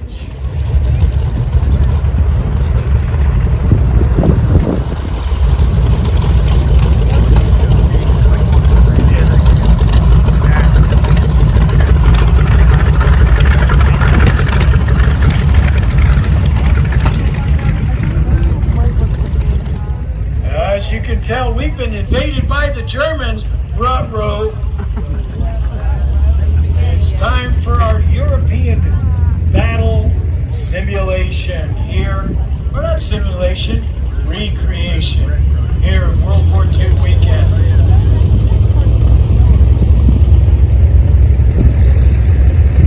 There's Garrett Fleischman with the C-45, holding the tail up.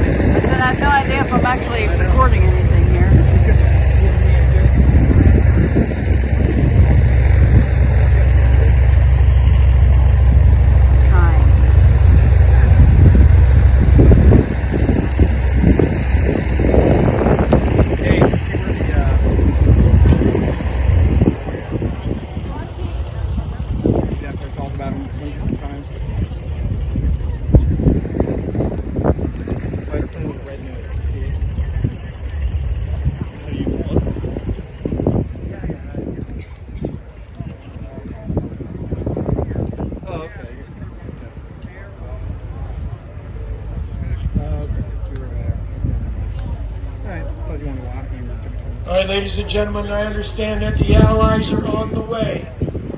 They have heard about our German invasion, and here they are.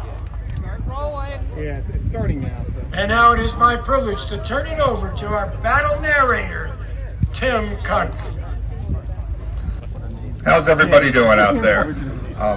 To set the scene a little, this is northern France. It's right after the D-Day invasion. The Germans are giving it up hedgerow by hedgerow.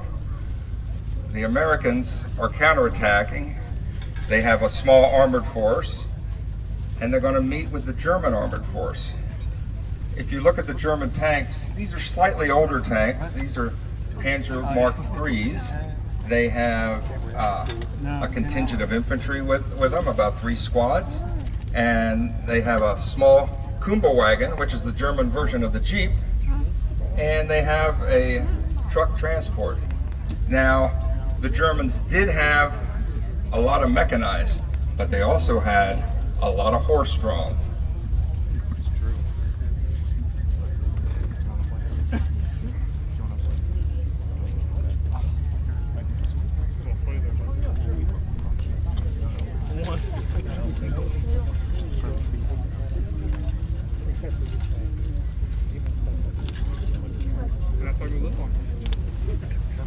So while the Germans are getting there into the defensive position,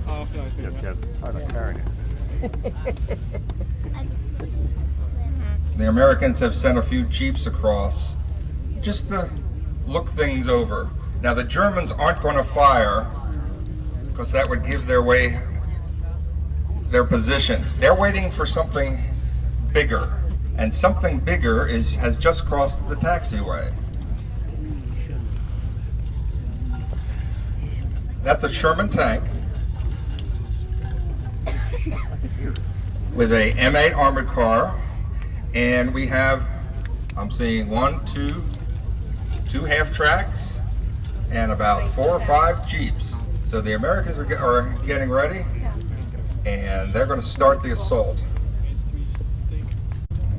The Americans are moving forward, and the Germans are moving forward to counter. Now we hear so much about the superiority of German armor. The German Panzer V, the Panther, and the Tiger were exceptionally good vehicles. However, they were very much run to background, and the Germans didn't have a lot of them. As a matter of fact, there are only 3 confirmed Sherman versus Tiger battles in all of France. But whenever the Americans encountered a German tank, it was always a Tiger.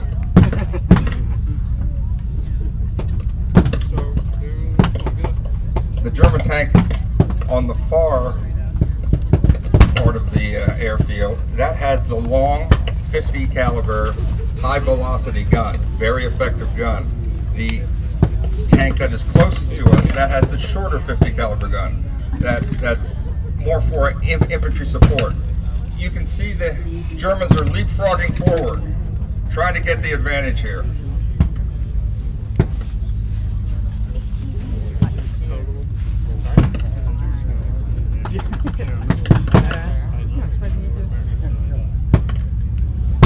See, the German officers are directing on this side.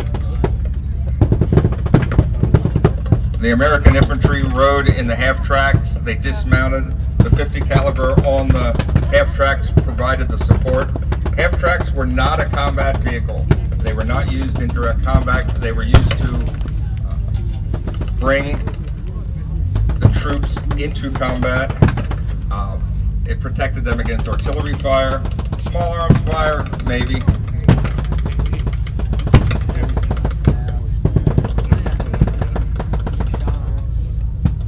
The infantry regiments attached to the armored division were called armored infantry regiments. Not that the men were armored, but that they rode in those half tracks.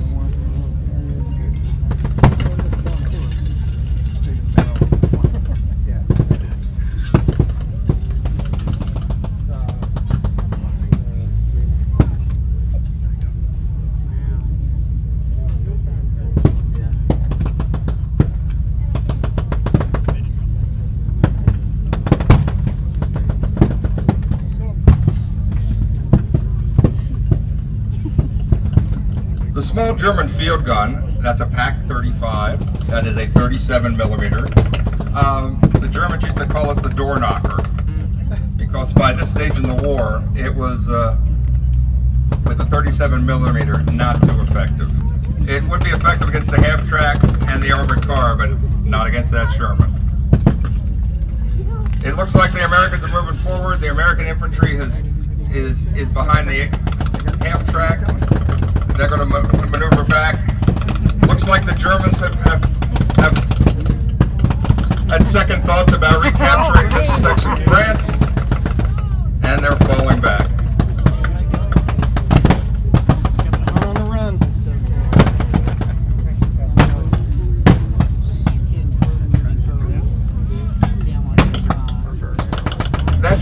That Sherman variant, that's the E8 variant because of the suspension.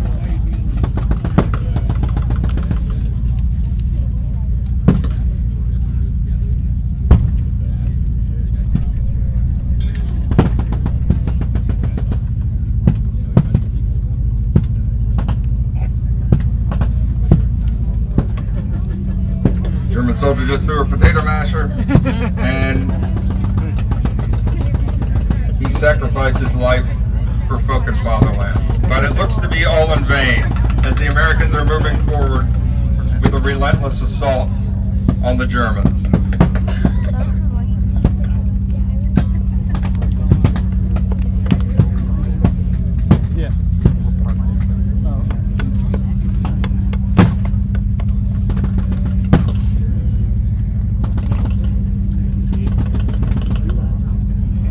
Yes, folks, and for that famous line from Casablanca, it looks like more Germans are now part of the honored dead.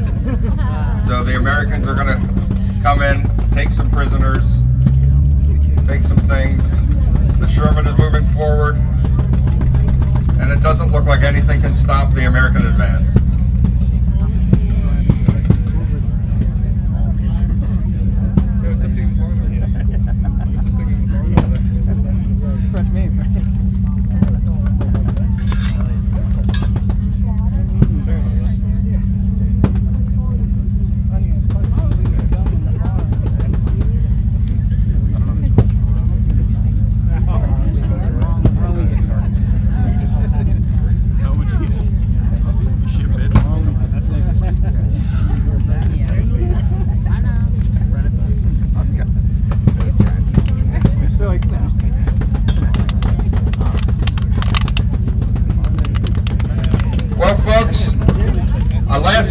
resistance, and it looks like the German assault is over, and they're surrendering. There you go, folks. Let's have a big hand for these guys. These are all volunteers. They bring this stuff out every year here to the Mid-Atlantic Air Museum. Best World War show in the U.S. This is part of the thing. You get to see Shermans, you get to see fighters, you get to see bombers, you get to see it all here at the Mid-Atlantic World War II Air Show.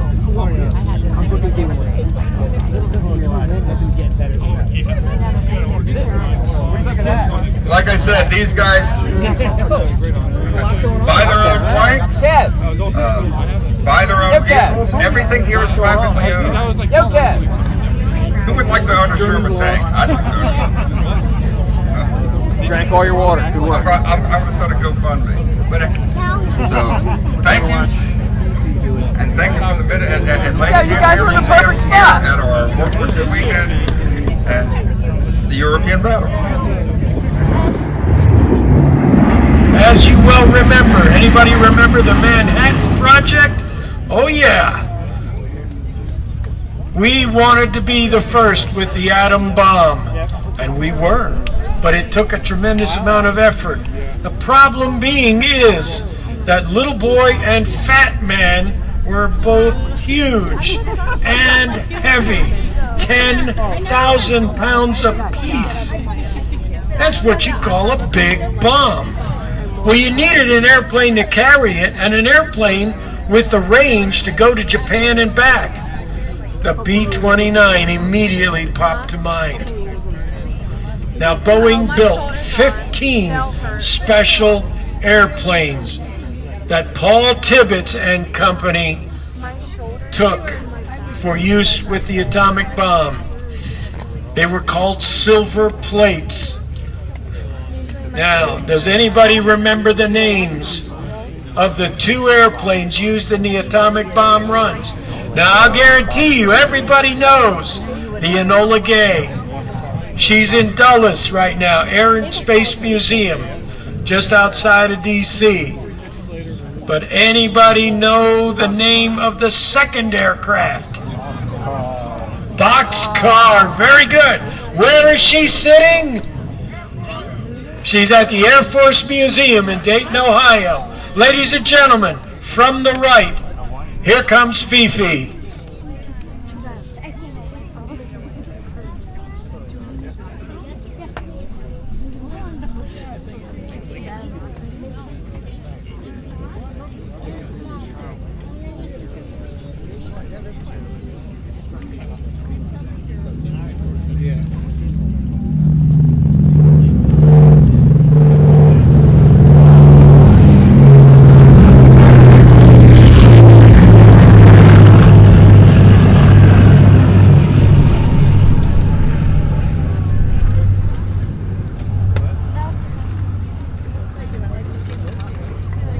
August 6, 1945, Hiroshima got targeted.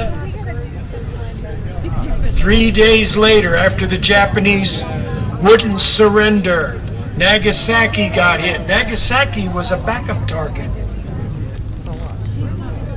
The end result was the Japanese said, "Uncle, we surrender." The treaty was signed on the decks of the battleship Missouri. The atomic age was upon us.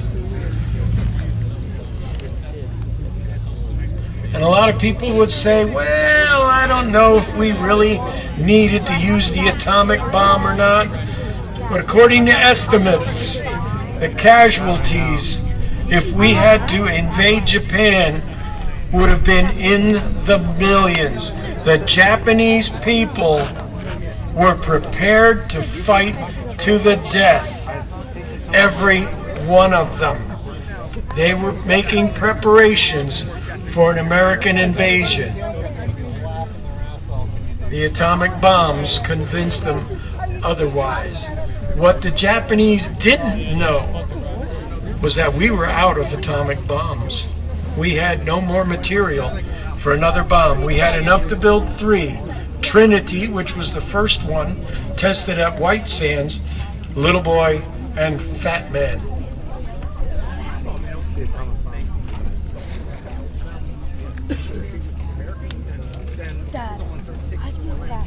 Ladies and gentlemen, coming in from the right, here's Fifi with the photo pass. This time, a top side.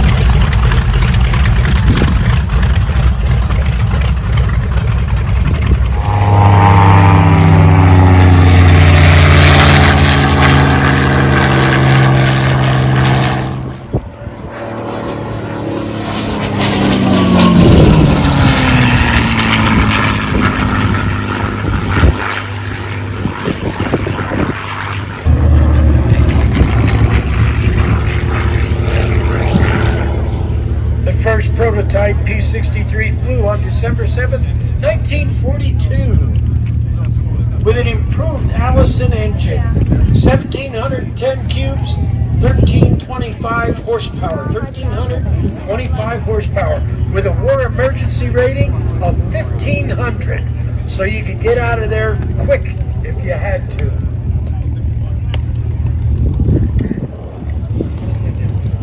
That was on the third prototype.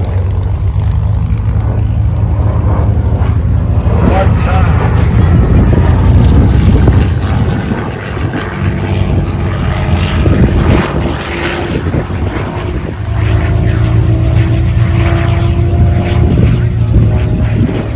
I don't even know what I'm recording.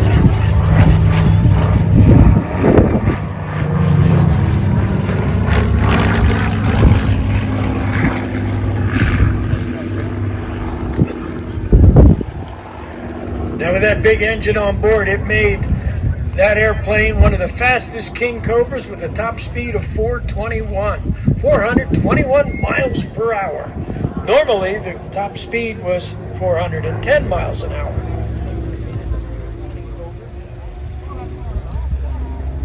In testing, the airplane was found to be satisfactory, was ordered into production September 1942, with deliveries beginning in October 1943.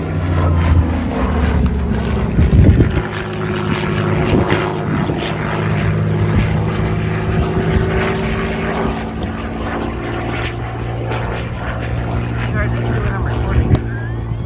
One of the unique features of this airplane is that the Allison engine is mounted behind the pilot. He's got a drive shaft going between his knees to the forward reduction unit, which spins the propeller, but also allows the fitting of a 37mm cannon. This airplane is packing.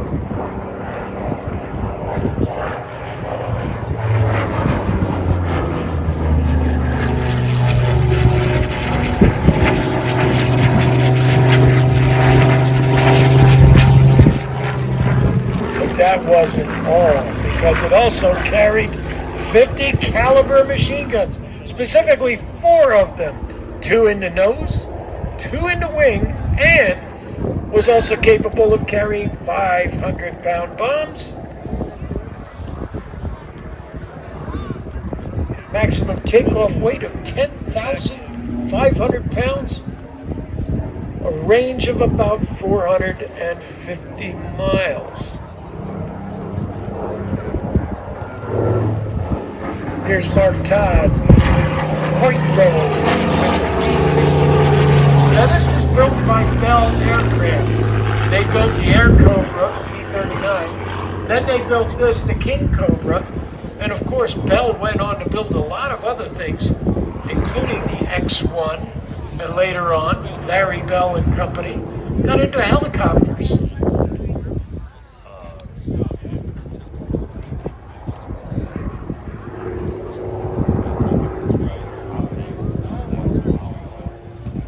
One of the interesting parts about this aircraft is that it not only has one supercharger, but it has a second one.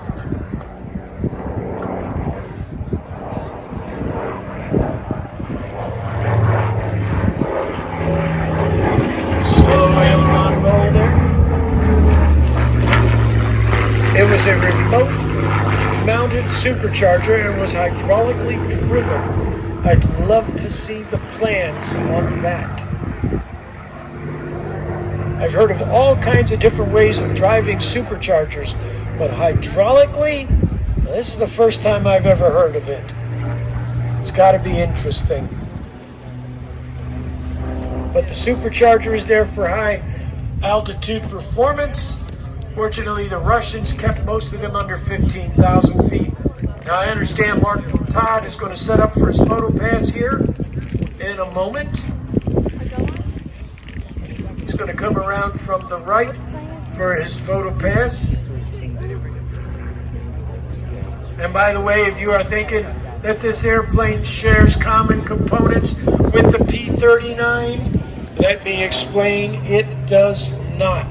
This is a fully brand new clean sheet design. From the right, the photo pass.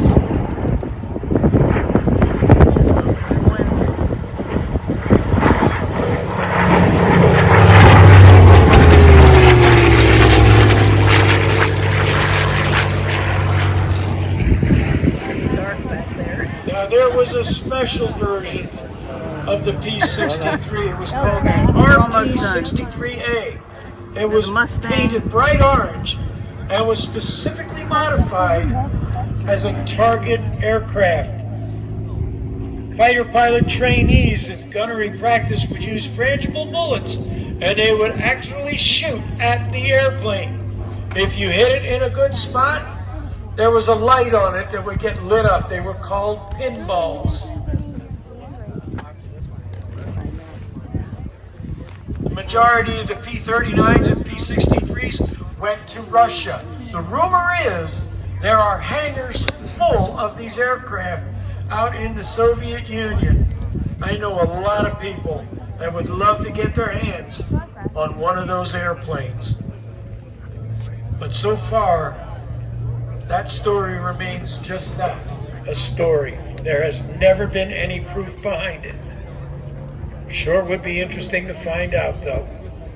On the takeoff roll, here comes the P-51 Mustang. John Carenti at the controls.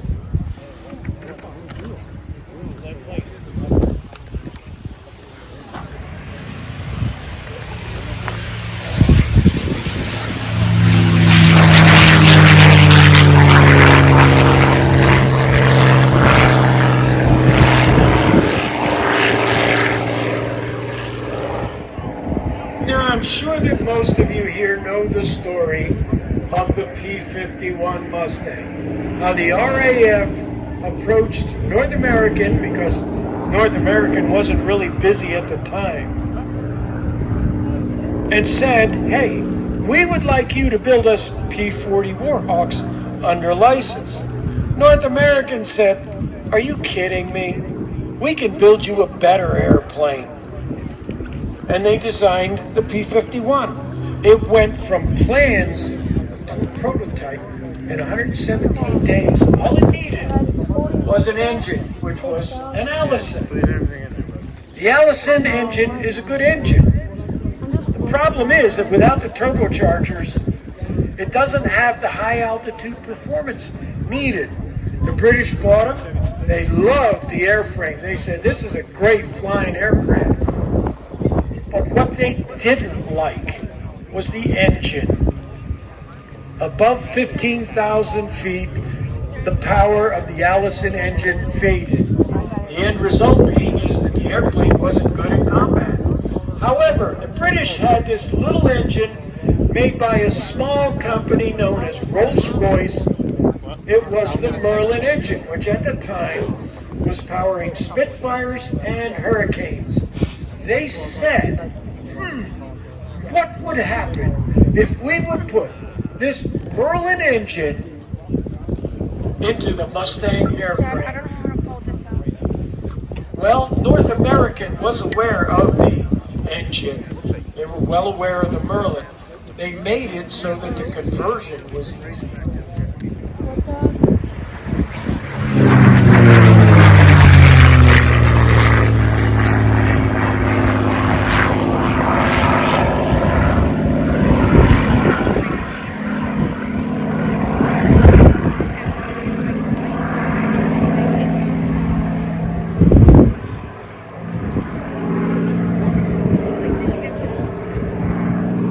When the RAF bolted that Rolls-Royce Merlin engine to the Mustang airframe, a legend was born. But there was a problem. Rolls-Royce was at its maximum capacity. They couldn't build any more of the Merlin engines. So what did they do? Well, Packard stepped in. And Packard said, hey, we can build those engines. We've been building engines for a very long time. And that's right, it's the Packard. Familiar with the car? Same company. So what happened was Packard said, hey, why don't you guys send us the prints? We'll build them. The end result was this.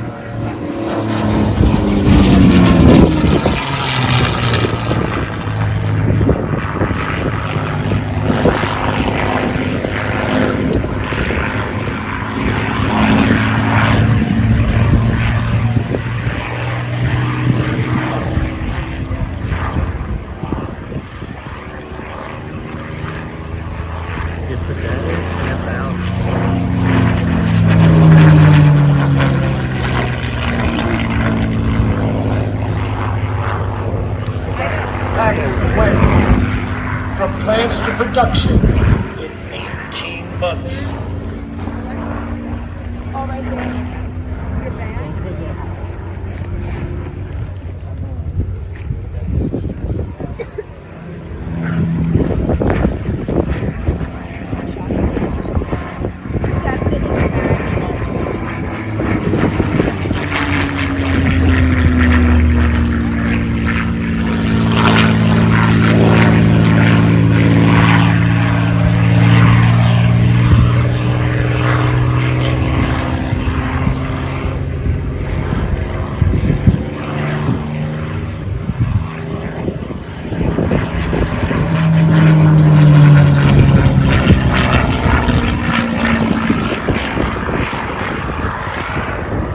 Started building Merlin engines. They were called Packard-built Merlins. They were different from the British-built engines from Rolls-Royce. And you know, Rolls-Royce was initially suspicious of Packard.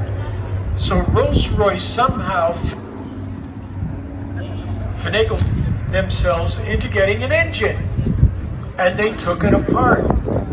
And they were impressed with the quality of the Packard-built Merlin. From the right, this is John Carenti, the P-51.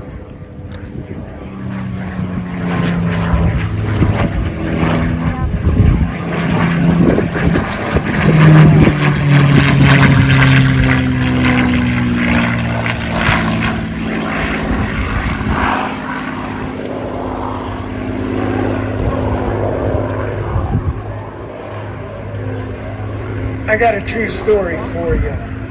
High school buddy of mine, his dad flew Mustangs in the war.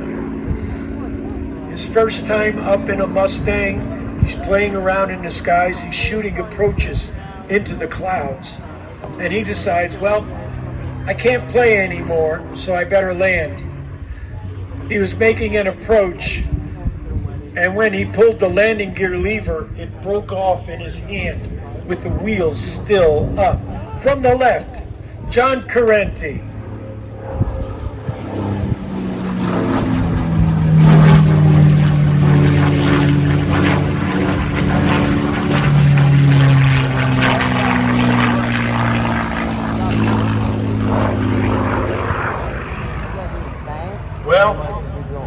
clueless pilot called the tower and explained the situation. Hey, I've got a landing gear problem. The tower said, okay, land on the grass, do the best you can with it.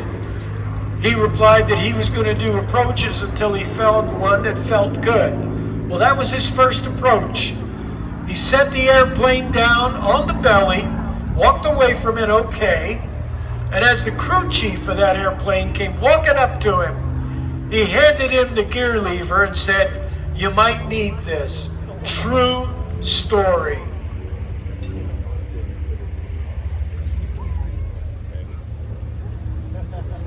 How's it going, man?